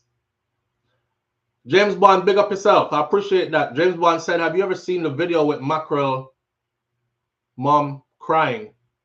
That mother is a disgrace and bad mind. Young enough, can go work. One Mackerel mother I cry about. That's a good one to segue into. So at the end of the day, we're not going to beat the topic there anymore about, it's a sad situation. Y'all know my own real life story about my brother, right? Okay. It was along these same lines. I'm not going to dive into all of it, but if you look at this story, it was along these same lines. Losing your license that you work hard for, so you couldn't work in your field anymore. Baby mother pressing for more and more and more child support money. All this. I remember at my brother's funeral, his baby mom showed up in an Armada truck, brand new. Just know this. I remember they kept coming for him like every 30 days. Driver license suspended. Can't catch up to the payments. Begging the judge. I remember we advised him. Said, bro, just go back to Jamaica and chill. But he left Jamaica so young, he was out of touch. Say, okay, there's a way out of this. This is deep. Go to child services and relinquish all rights to your daughter on paper. So I'm gonna put this out there. I'll put this out there before. It comes from a personal place. One day I'm gonna give you the whole 100 of the story of that with my brother. But this way you say with the doctor this morning, it's along these lines. For the brothers out there who right now you're thinking that the best thing you can do is take yourself out of this world, I want you to know that it gets greater later. If they jam you up to the point where you're losing everything and you can't even live a functional life, you are going to be of no use to your children either. Go to child services, relinquish all rights to those children. My brother got that advice and he said, nah, that's my child. I can't do that. His end result was like this doctor's end result. Go to child services, relinquish all rights to that child. Sign them paperwork there and make sure go about our business with them. Yeah. You could still be around and be like, yo, me have a little $100 here. Me have a 50 towards them here. Me have 200 here. Me have 500 here. But it'll stop the system from coming after you. It'll stop the police from picking you up every damn 30 days, putting you in jail for a week. So you spend 1 week out of every blouse and skirt month in a jail. It'll stop them from suspending your driver's license if you're a truck driver like my brother was. It'll stop your CDL from getting canceled so you can't drive no more, so you can't earn no more. It'll stop all the other stuff. 5 things we just name off, and we can't go more. There's a lot of stuff that happens to you. Go relinquish all friggin' rights. Save yourself. Live to talk about it later. You have to know when to stand up and fight, and you have to know when to run. This is called self-preservation. And you have to be able to be here to see that it gets greater later. If you're not there here, you're not going to know. A lot of times I sit down and I'm like, damn, life's so sweet right now, man. I wish he was here to see it, that it got this good. You know? Wish he was here to see it, that it got this good. But he not. He not. He wouldn't take the advice. I hope somebody else who see this, take the advice there. Save yourself, bro.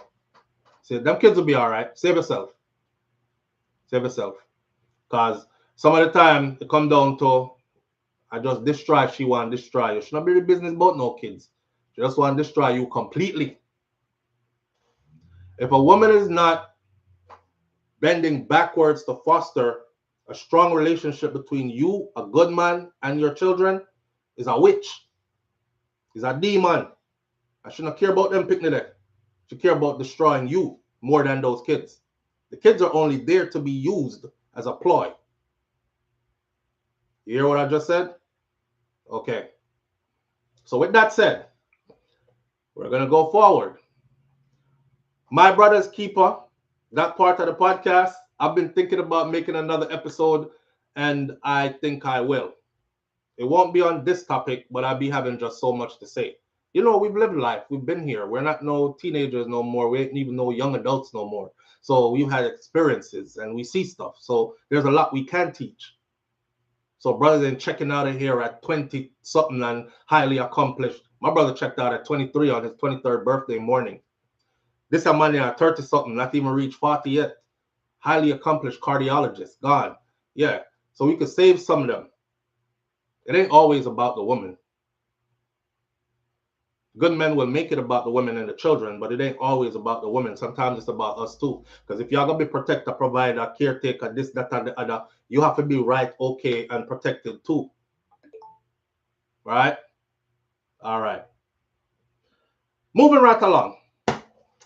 Let's use in that same vein, let's segue right into SouFlo. You know, so you'd be good at doing a dating show because you know people and you can connect the woman them to the man them and stuff. We say, okay, start talk to the man them. My brother's keeper podcast, you know, start talk to the man them. The man them start gripe. My main question is, why do men like in my age group have to keep going for like younger women? And you know, older women or women in our age group and above, they're like, yeah, because them like young gal.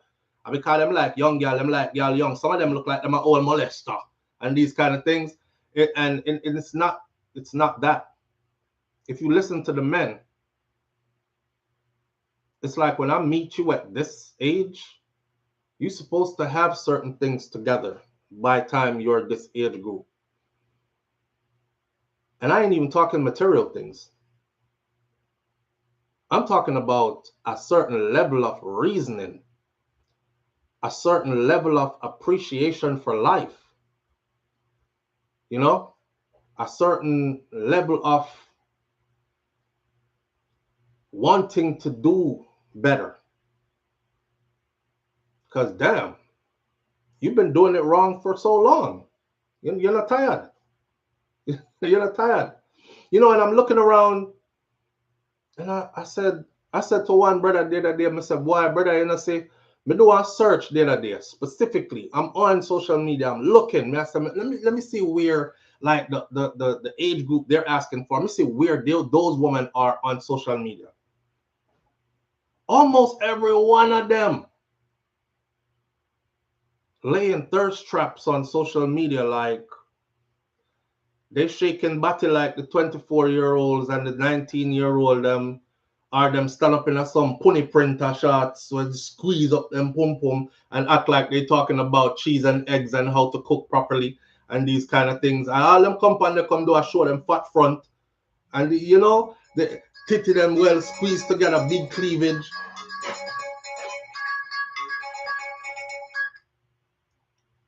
You're like, man, where are they? Where are the women who are like accomplished and been through it and they're chilling and they're like, I'm looking for somebody to build with, like a real king. At this point in stage, I know what a real king looks like. You go search some of them profiles, some big woman, 50-odd-year-old, or some 19, 20-year-old boy, some 22-year-old boy, she a run down. Or this are my plating, or my man, or my tie, or like, but she cuss a man who builds a family with a female who is much younger than he is. Cause she ain't no different. You know? I said to myself, I said, if I was to do this dating thing, I would be getting into people's business because I have my reputation to uphold.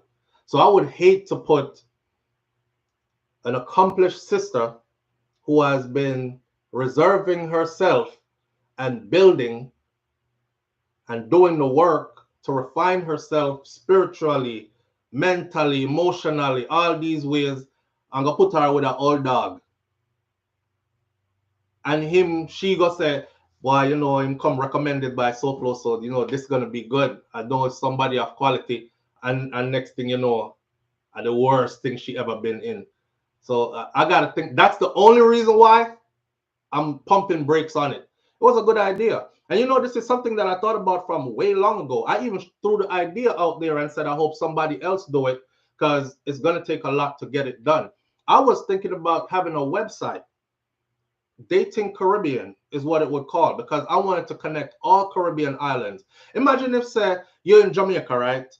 And you can look for a woman in a Trinidad. And you go up on the website there and they're like, okay, these are all, everybody is vetted. These are eligible bachelors and bachelorettes. And you're like, boom, like the 1 year. Which part she live? She live in Chagoin, it's Trinidad. All right, boom.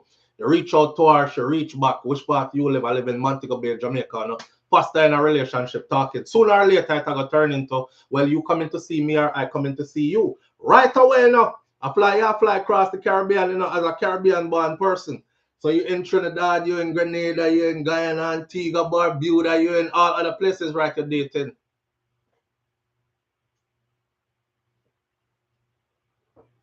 Then I thought to myself,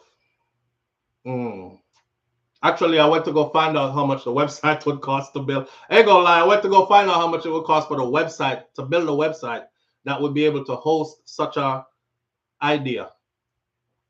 And it was hundreds of thousands of dollars, not thousands of US dollars, you know, hundreds of thousands of dollars to build and maintain it. I said, damn.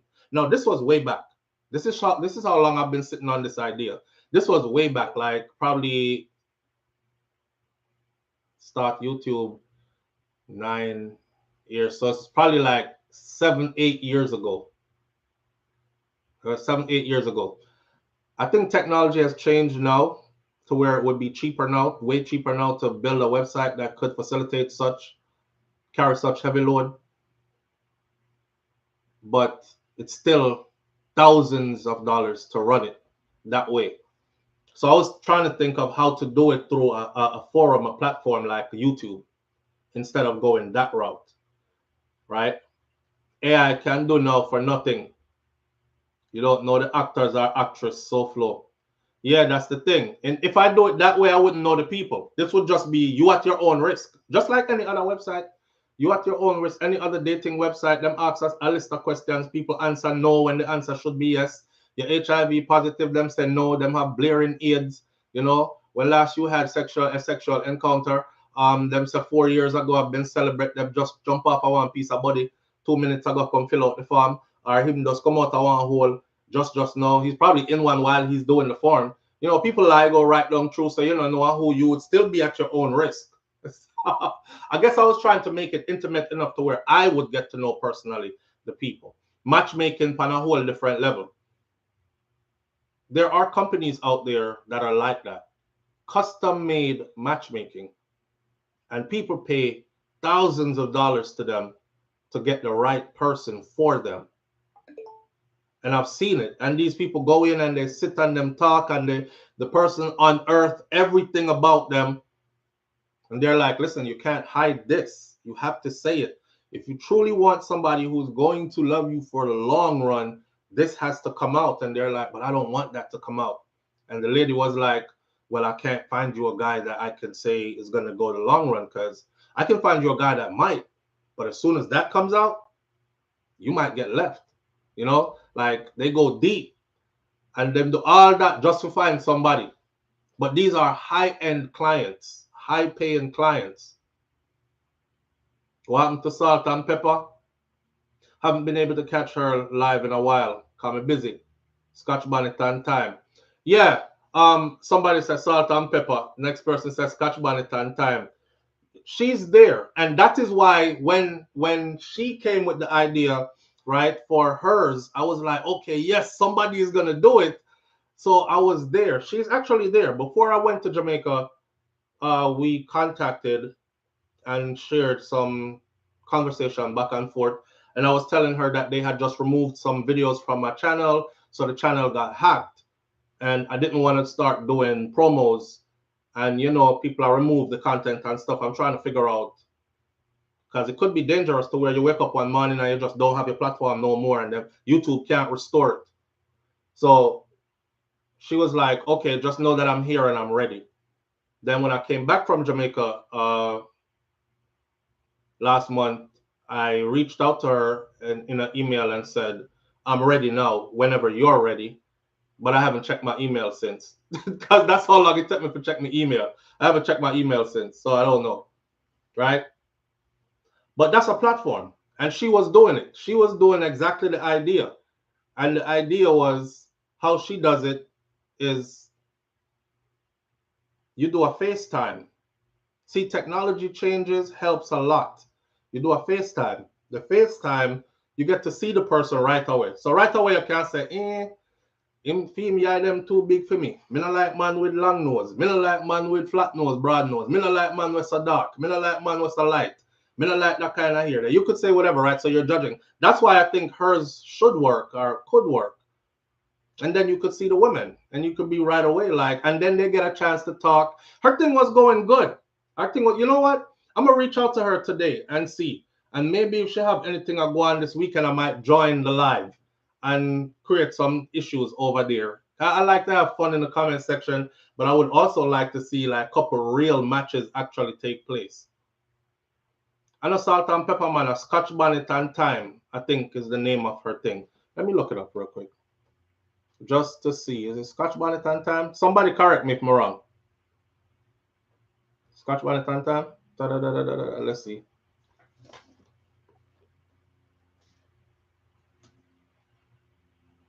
Scotch bonnet. I'll know. I think say I hit the right thing, you know.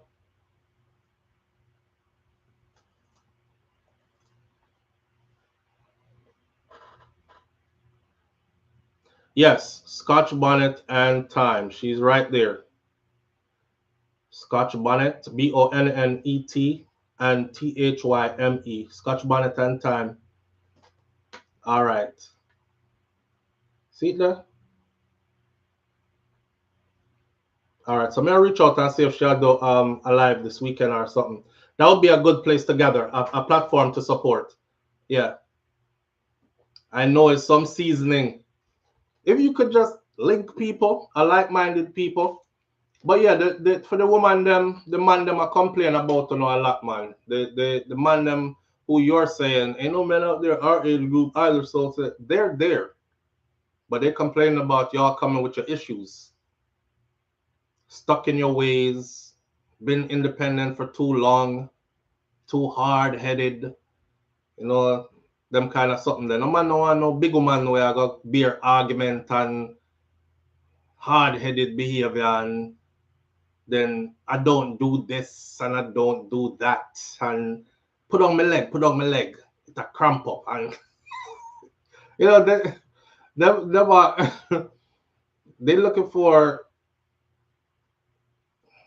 I don't know what them I look for. And he's definitely not looking for somebody who's gonna watch him work to death while she enjoy the best of life. You know, man, I look for them partner. They're looking for somebody to grow old with if they're to choose within their age group.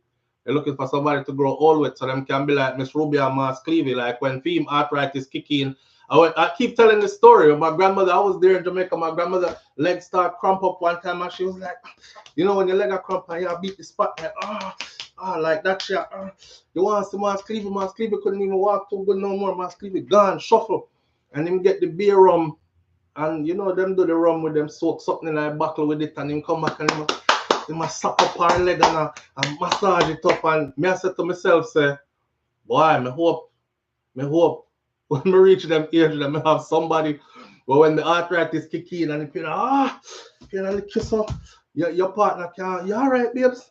Oh God, alright, hold on them. Go get the beer rum and come back and sap you up and make sure that you're alright. So you know that's called partnership. That's what men are looking for. Good men.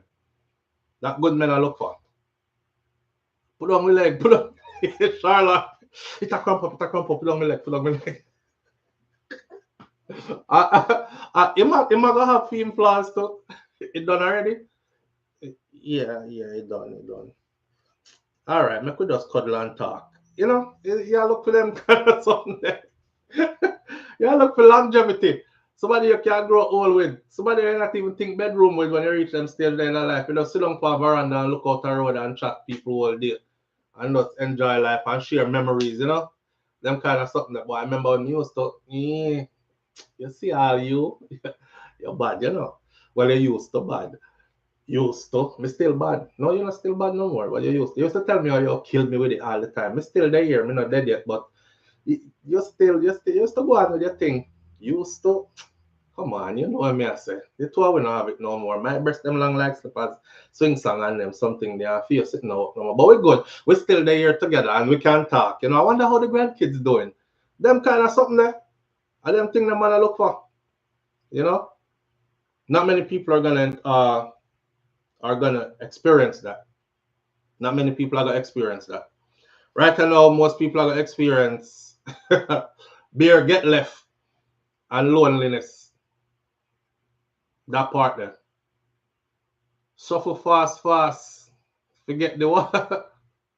Yeah, shuffle fast, go get it. See my grandfather shuffle, go get the beer rum and come back and you all right, Miss Ruby, wait there, right? So and pour out the beer rum and put up on her leg and I sap her up so.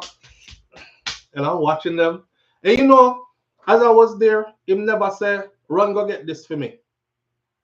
Him probably know some I wouldn't know where to go, forget it. But him could have tell me, you know, go look on the dresser in our room and you see a bottle with the green liquid in there, the beer rum with the something in there, soaking in there. Bring it, come give me quick. Something. He never said that. Him actually get up and try to get it himself, and he did get it. And come back and sap up our leg and thing. Yeah, man. Them live till them ripe old ages of 95 and 96, man. And she passed away first and him go 1 year later, like exact to the date out of there. No, Sam never gonna make it too far without her, you know, because they really were like that. But how many of us are gonna experience that? Kalanga water. Kalanga water. Hey, Missy Mackerel. You know, I tell people all the time, so don't too look down upon people. You know, all of us are out here to get it in life, and we're not all gonna get it from the same angle. Some people are blessed with the intelligence, brain, the fortitude, and the resources to go to some of these institutions and get degrees and then go off into the world into high earning positions and jobs, corporations, and rare. Others, their entrepreneurial spirit and them start a business and it bloom. And you know, others, them butter till them figure a way out. Some are gonna get it on social media, some are gonna get it over here. So that's why I don't judge anybody by the way that they make their living. Because me always say this. If me pass my judgment and them stop, because SouFlo said. Them same one can't call me and say, SouFlo, help me pay the bills them now.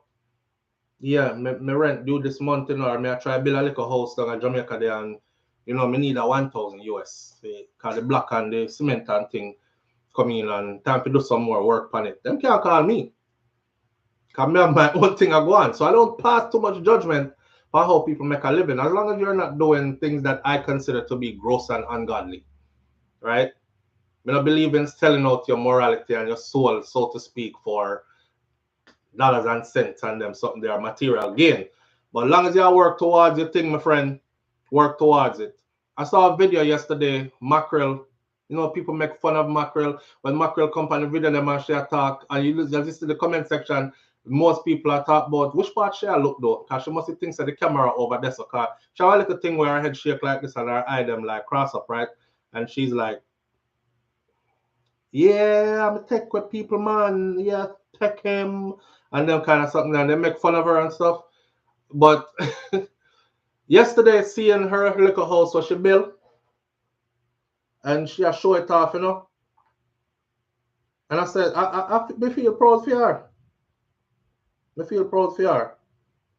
She showed off her little house, and she left a thank you message to her TikTok fans to make them know, say, all the tops and roses and all the gifts for them send on these things, they didn't go in vain. They're actually helping her out and she put them to good use. So just like the youth of them kill Naya went and got himself a BMW, but Naya did still live in the ghetto. So you know how that go already. You live in the ghetto, you buy a BMW, rare. I remember when the BMW broke down and I never have the money to fix it. So I did I said to myself, said I come in like in the US when income tax file at the end of the year and you know the hood is full with older model Mercedes Benz and BMWs, and then by the middle of the year, one of them repair bills there, you have to get rid of the vehicle because it costs 2 times the vehicle itself. Anyhow, but he was doing something with the money, right? So for her, for Mackerel, I don't know if you've seen the video, the song that's playing in the background, I can't play the song because a Vibes Cartel song I play in the background, and I don't want the copyright infringement.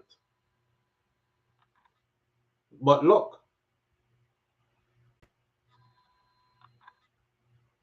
see? And around there, so she have our bedroom, and then she have one next room where a little media room. I don't even know the little house. The house is decent. See that crib for our baby. Around there, so our media room, you can tell, see the chair and thing. Bathroom. Go on, Miguel.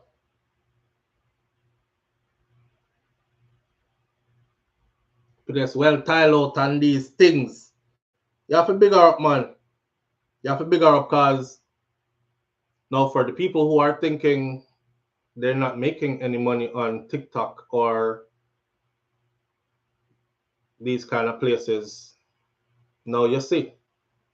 So when them did ask me the other day if I feel like TikTok should be banned, and Tropics just posted her, that Mackerel may I talk about.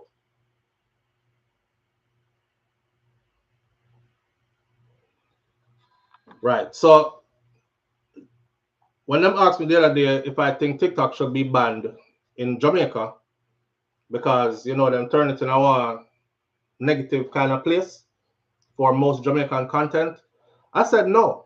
And this is the reason I said no.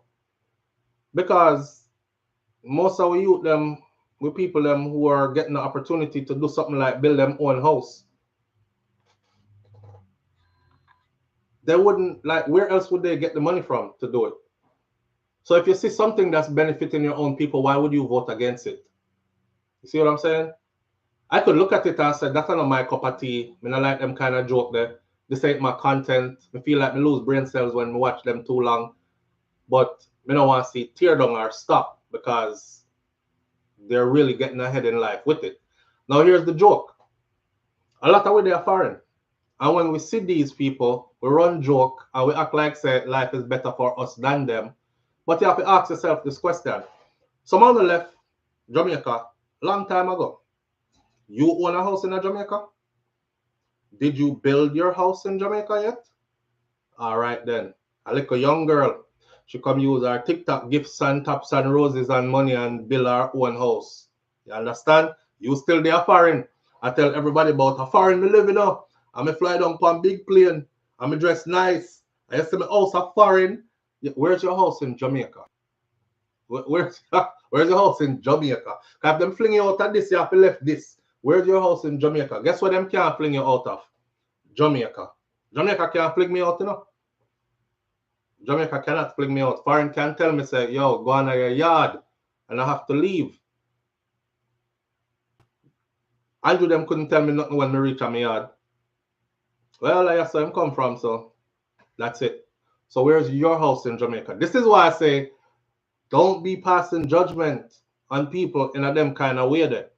She said, I make sacrifice as I build my house, thanks to all my support on TikTok, all the tops, all the shares, all the gift, everything you guys did for me.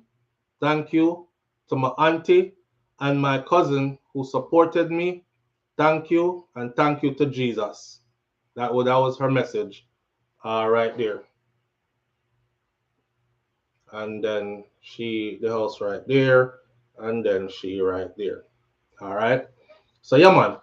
Big up to her for that. Me proud of her too. Because, you know, she never just waste out the money and then people see her down the road and say, At least she can say, nothing no nicer than when you have your own in a friend.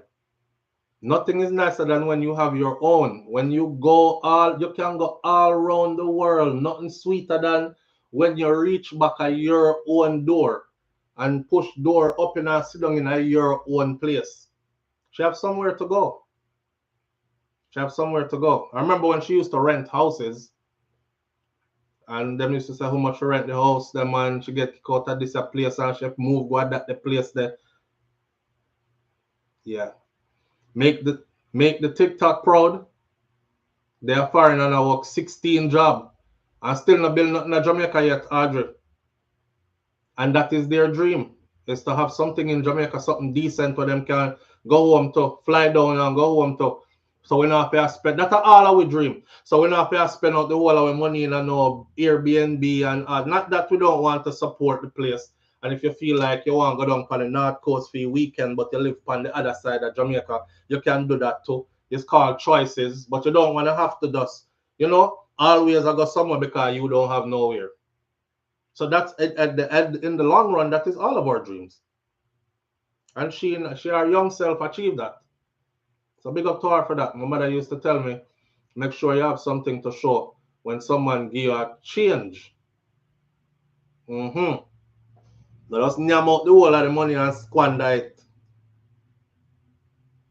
Doctor kill himself. Where are all the older women? Mackerel build our own house. Portmore has become Jamaica's 15th parish, has it? I know that they have put in the votes. They have tallied up the votes, I believe. Let me see. So this morning I was supposed to go live earlier. If you notice, you didn't see Malani on the live.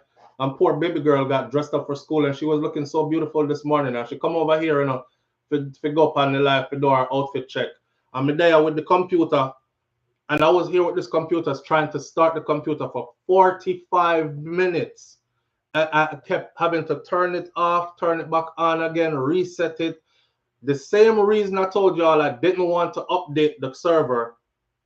The computer eventually automatically updated the server and changed up everything on the computer, and I couldn't get on it. And you could see her face. You could see that she looked sad because she wanted to do her morning thoughts outfit check. I was like, damn, man, I'm going to be super late. And that's why I'm coming on so late this morning. I was actually ready to go from 8 o'clock and just couldn't go because the computer just wouldn't let me go. Just wouldn't let me go. Let me see. In this right, nope. See? Everything changed up. Can't stand them.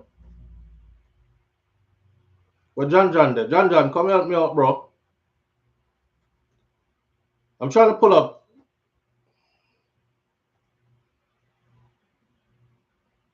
Here we go. All right. Anybody going back to Jamaica for this year? I think they're floating the idea of making the Vybz Kartel concert Freedom Street an annual thing, or at least doing it this year. I saw somewhere where Scatter posted, see you at Freedom Street 2025. If there's a Freedom Street 2025, would you be interested in going? Yes or no in the comment section. It's February. You have the whole of the year to save up some money to go. And then you can treat yourself at the end of the year to a beautiful trip to Jamaica, go enjoy some time and these things. Portmore.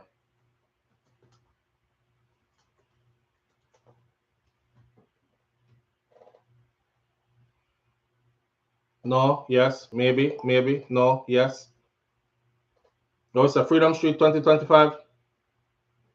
They're having a protest in Portmore this morning at 10:30. Really? All right, Mr. Hands in the air, hands in the air. Pussy G, you wanna go again? Pussy G was good company.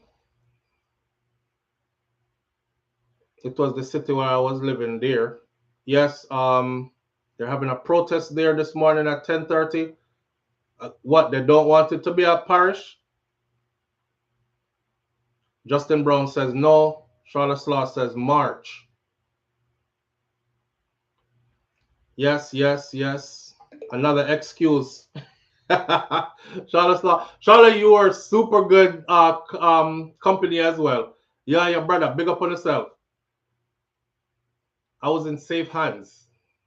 I picked right. Cause when we did say we need company figure, you know, cause one of them pod there was 10 grand. We need company figure cause we feel like it would be that, right? You want to have a company around you. So you know, to stand up in a big crowd by yourself. So it was really hard to choose because there were so many people to choose from. Like my SouFLoTV at Gmail was just full, man. And then I started feeling bad because I have to tell people back no. But I'm this kind of person. I wouldn't just ignore somebody. So every person that took the opportunity to reach out, I actually took the opportunity to reply back to them individually. Not just left it, make them figure out, say, okay, I guess him never pick me then because him not answer back. You know, you're somebody too. You're important. Me not that more important than you. I know some me think. So I had to when it started add up, I was like, Jesus Christ, we can't answer back all them people here. You know what? I'm just gonna pick who I need to pick and just put out a broad message. And even when I did that and said we've got all the people we need by now, all right, we can't stop. They still kept coming, and I still had to keep on replying to them.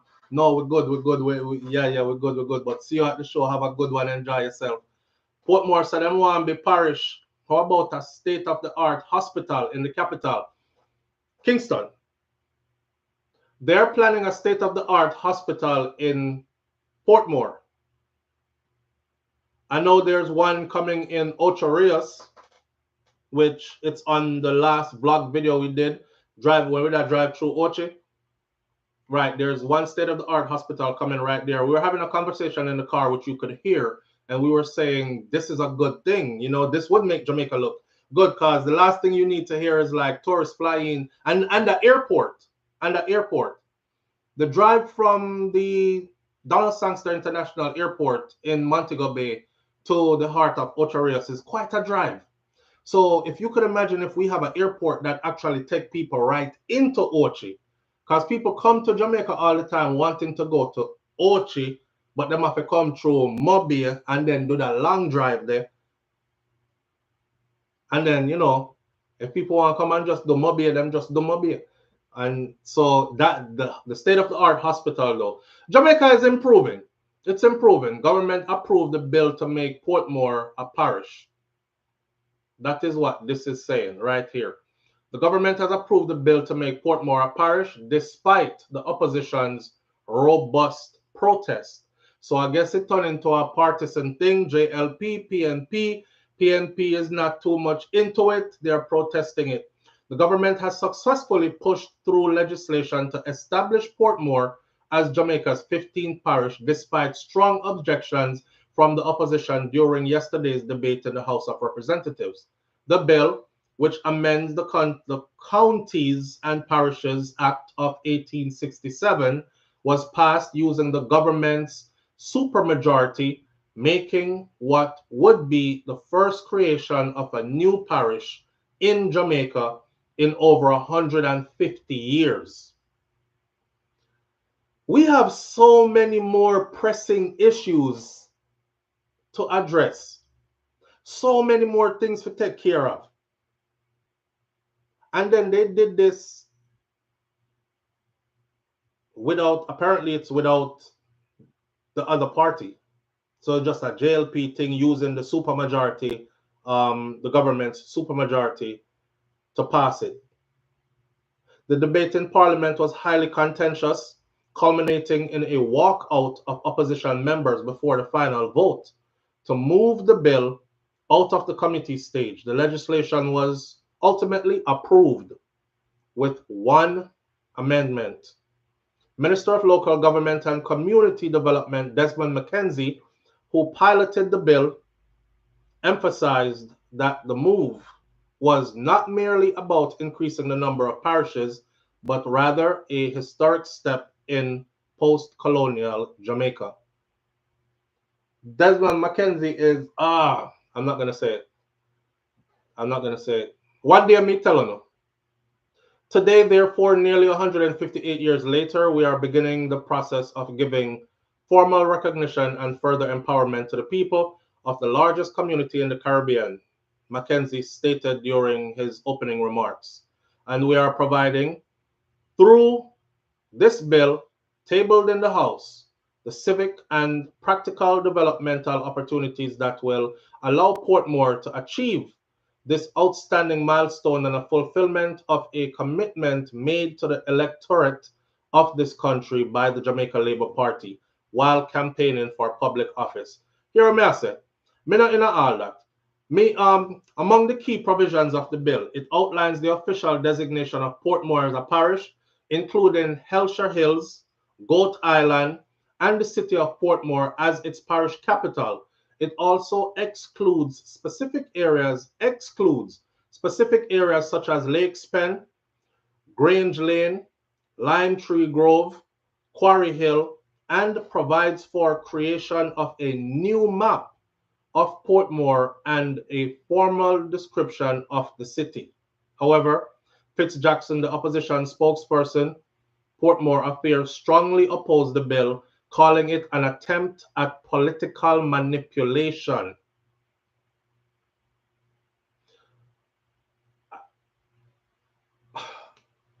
I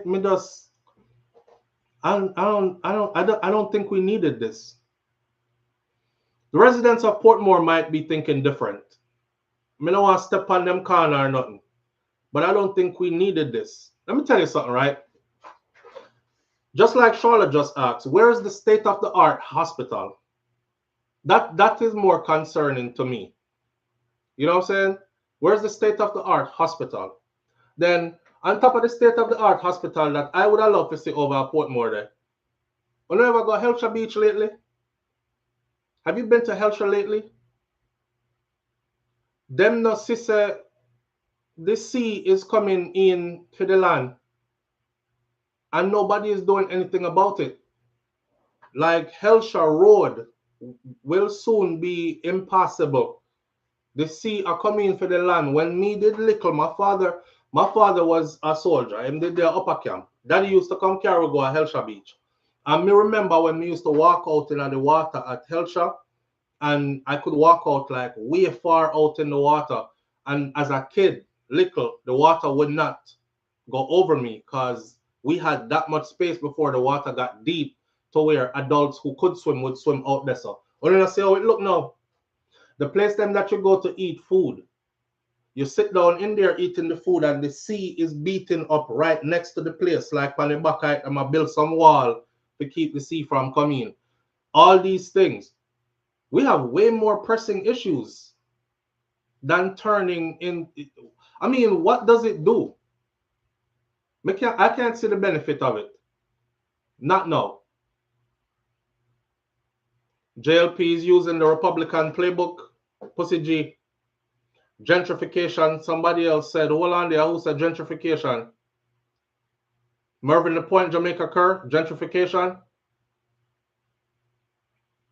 Yes, all of the coral gone, great goodies. And look from when them supposed to have tried to do something to save it, right? Someone drew a circle around one part to suit them. More parliament seats. It's completely different from when I was a child, Nan says. It is completely different from when I was a child. A whole lot of coral gone.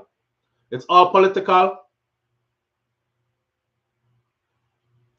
The school them no upgrade neither. The school hasn't been upgraded. The schools, no upgrade to the schools, to the institution, the educational institution, no state-of-the-art hospital. The infrastructure. Period. It just making it like a new parish.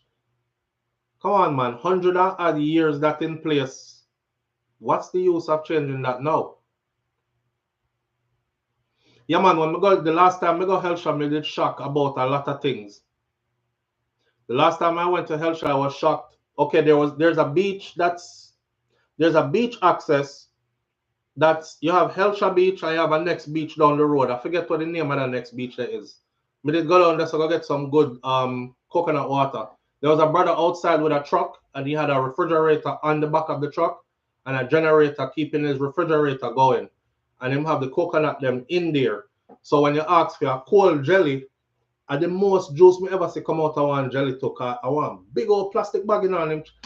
Chop off your jelly. No, them chop off your jelly already and him empty it in a bag and put a straw in it and give it to me. Right? I said, cool. The cold jelly in the hot day was so good. And I thought, damn, this is like ice cold. This feels so good. Fort Lawrence. Thank you, Pussy G. Fort Lawrence.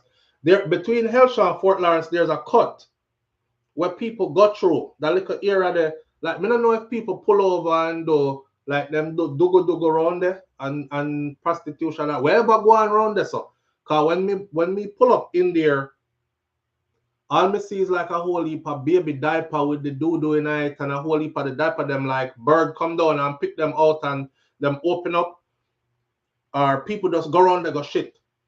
So, you know, landmines, we call them in our military, human landmines everywhere, and a whole heap of garbage up and down the beach, a whole heap of used condom and them kind of something there. Not even the cleanup of the place. That's the same place the man ride past me on a horse and jump off of the horse and pull out him hood and piss right in front of people them. And a family was right there with children and everything. Everybody are playing at the water. And I was videoing. He's on one of my vlog videos. I was like, is this guy doing what me think he might do? The man a piss right there. So the place think a rank a piss over there. Like there's so many more things that they have to focus on. We have to focus on. Other than turning it into a 15th parish. Clean up the place. Clean up the place. You know what's sad, man? The capital of Jamaica is what? Because anybody would have thinks that the capital of Jamaica must be Montego Bay or Ocho Rios or something like that. The capital of Jamaica is what? You know, when people visit different countries, they always want to go to the capital. You know? They always want to go to the capital.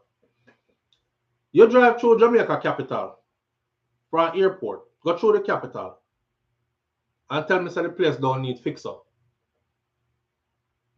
Anytime I'm driving from airport going over to Portmore, I'm just like, especially when you reach out a cement factory and past the so I come in, I'm like, there's so much more to be done. So much more to be done. Not true, Charlotte? When you visit Kingston, you can't wait to go back a country.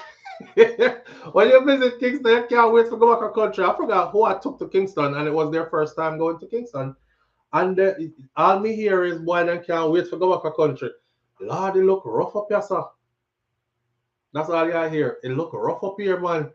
No wonder the people them stay so. Mr. How them stay aggressive and loud and kind of look rough up here. You think you're in a whole other part of Jamaica.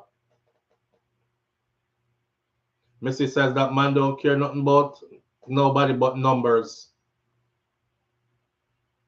Election is around the way, around the corner. They're doing what they have to do to secure their seats. My personal belief is I don't think that was warranted right now.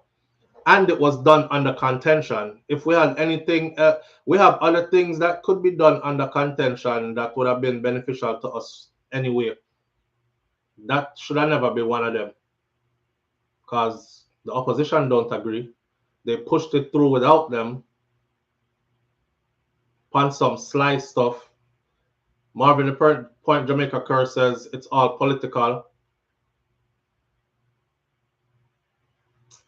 But you know, ain't nothing we could do about it. We just know say when we reach Portmore again, we're in the 15th parish of Jamaica. Well, we have 15 parishes now. Now no, it's not. Yes, it is. I'm thinking now, is it going to change the Jamaica map? The map of Jamaica, is it going to change the map? Maybe. Probably. You think it's going to change the map? You know, like how we have the map on a t-shirt, how the map line out. Are we going to have to like do away with that and Jamaica shape different now? No, because the map is from the outside of, right? It's like an aerial view up from the outside. And these changes are within the inside. So, no, it wouldn't change it. It wouldn't change it. It makes sense. Una Mae Gordon, the head of the climate change for Jamaica, she's passionate, but the government won't give up the money. Well, they're going to wait because the last time I drive down the upon Outer Hellshire there upon a road there, I saw the sea in the mangroves. The sea was right there, like next to the road.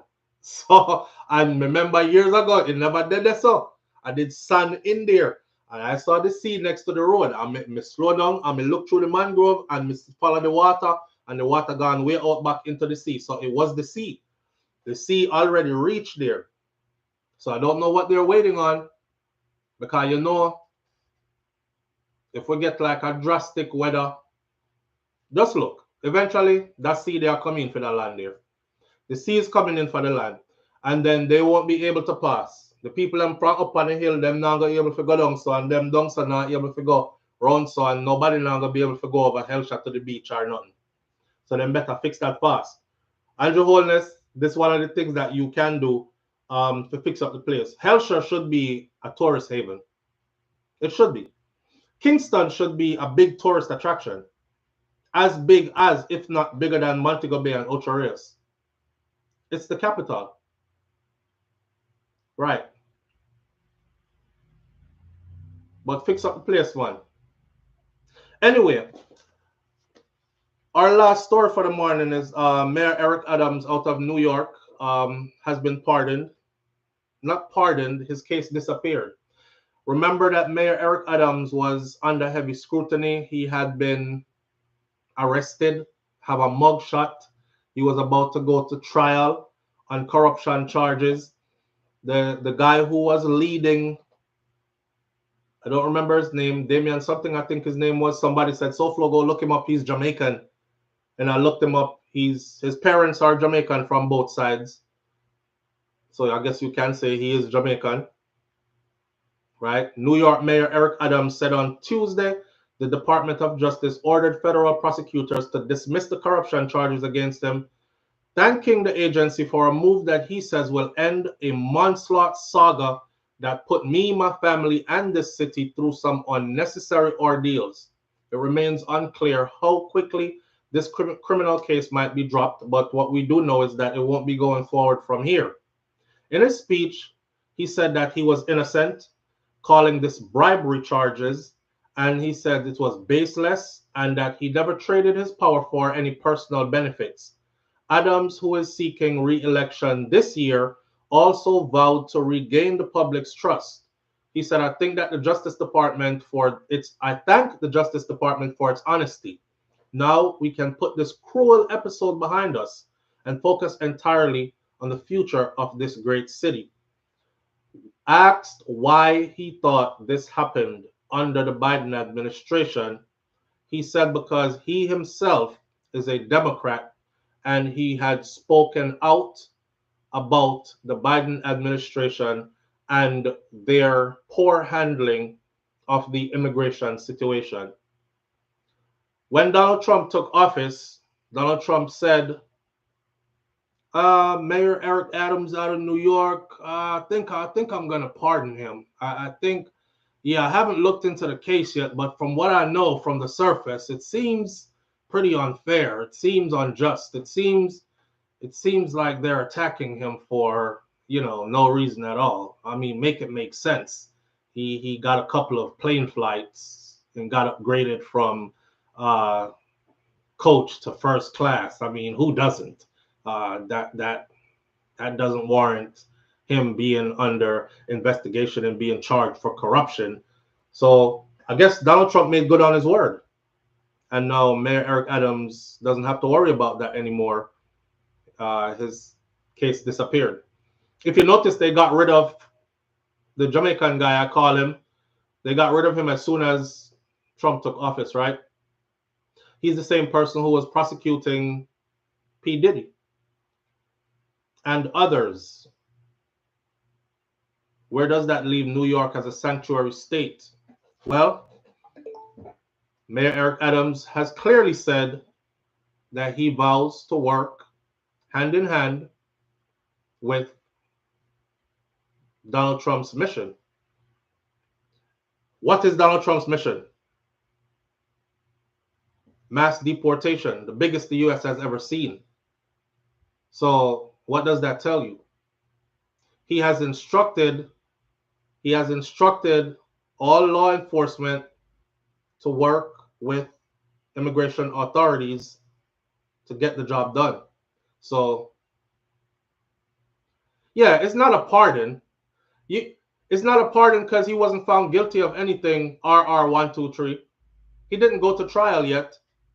Pardon is for somebody who has been to trial and has been found guilty. Then they get a pardon. He didn't go to trial yet, so no pardon was needed. He just made the case disappear.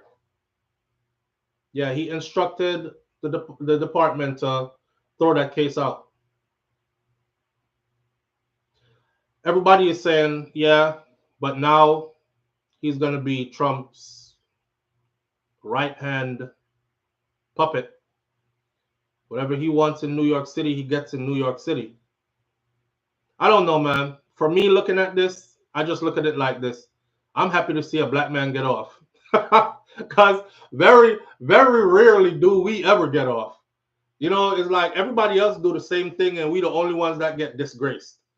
If you see senators or state representatives going to prison and stuff, majority of the time is a black person, right? Everybody else do the same thing. They get to retire and ride off into the sunset or go away quietly. So looking at Mayor Eric Adams, he might not have been a perfect mayor. I didn't like how he actually was like, send them to us. When they were coming across the border and down in Florida, our governor was like, you're not coming here. And he was up there in New York like, send them to us. We're a sanctuary city. And we don't want to see people out in the streets. And so from Florida and Texas, they were like, okay, give us buses. We will pack these buses and send them to you. And they did just that, pack the buses and sent them to New York. Until New York was overflooded. Until Mayor Eric Adams could not take anymore. Until his own city turned against him. Because with all those people coming in, the crime rate went up because you have all these illegal immigrants in the street, or these, I wouldn't say illegal immigrants because they were welcomed in and they were being provided for. You can't welcome me into your house and provide comfort for me in your house and then accuse me of illegally entering your house. You see what I'm saying?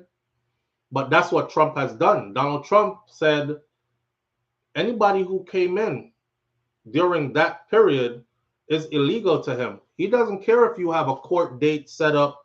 He doesn't care if you have temporary protection. He doesn't care about any of that. That's why he snatched back temporary protection for over 1 million people the other day. Snatching back their temporary protection basically means they are free game for ICE. You out of here. If they catch you, you out of here. Right? So that's why them go raid Bobby's store. Yeah, well, that's why they're going to be all over New York now. Yeah, so New York is not a sanctuary city like you think it is anymore. Mayor Eric Adams isn't going to prison. He's not even fighting the case anymore, a corruption case anymore. But New York is not a sanctuary city no more, so to speak. They'll be all over it from now on. That's just a heads up. All right? Yeah. It's politics. It's politics. You have to give something, forget something. Walking around with spray bottles and can't speak a lick of English. I saw it, man. I saw it. And listen, I'm a person, I'm a proud immigrant from immigrant seed in an immigrant community. So I'm kind of, soft-hearted to that cause. However, when I saw what was going on in New York, I can't lie to you. I was right here in Florida saying, God, please don't let down here look like that. People work hard. I started panicking when I started seeing because they come in and a lot of them end up, listen, when people are on drugs or don't have nowhere to go, they end up in the streets, right? I started seeing the homeless population multiplying in this area. I said to myself, say, yo, you know, I work hard to get a little house in that area, and I'm bragging about the area, how it's so super secured and it's nice, and we don't have to go through certain things and see certain things. And then I'm waking up every day seeing all this. I'm like, somebody please get rid of this, because I seen what's going on in New York. I don't want it here. Somebody say, you sound like a damn Republican, SouFLo. You sound like you vote for Trump. I didn't. But y'all know how my political stance is, right? Right. So because you vote for, you could vote Democrat for president, don't mean you voted Democrat for city council or for, there are other offices that are more pertinent to your day-to-day life than the president. A lot of people think only the president counts, voting counts. What really counts is who governs the city in which you live, the state in which you live, and the city in which you live. That's where it breaks down to you. That's where it really breaks down to you. So yeah, me never want that here neither. Now lie, it was the Hispanic ones that was menacing. Yep, and it was their same family that voted heavily for Trump, and now those Hispanics are looking to be sent back, and those same people are crying about their family being sent back. Make it make sense. Make it make sense. Stay tuned. I have a video coming up. I just put the video together and everything. I just got to post it. It's a video about a father of 5 who just got picked up by ICE. And all the details are in the video. You know, how long he was here, how them pick him up, what's going to happen to his family, what they've lost so far, where they have him now, is he going to be deported, all these things. All right, we're still on the immigration stories. So, you know, like, comment, share, subscribe as usual, and all these things. And click the bell next to the subscribe button so you're notified every time a new video goes up or every time we update a story that we have covered before. All right, with that said, we're going to leave it right here this morning. Manners and respect to each and every one of you tuning in. I appreciate you greatly. Have a wonderful day. Keep your vibrations up. One love. Like my granny Miss Ruby said, be good.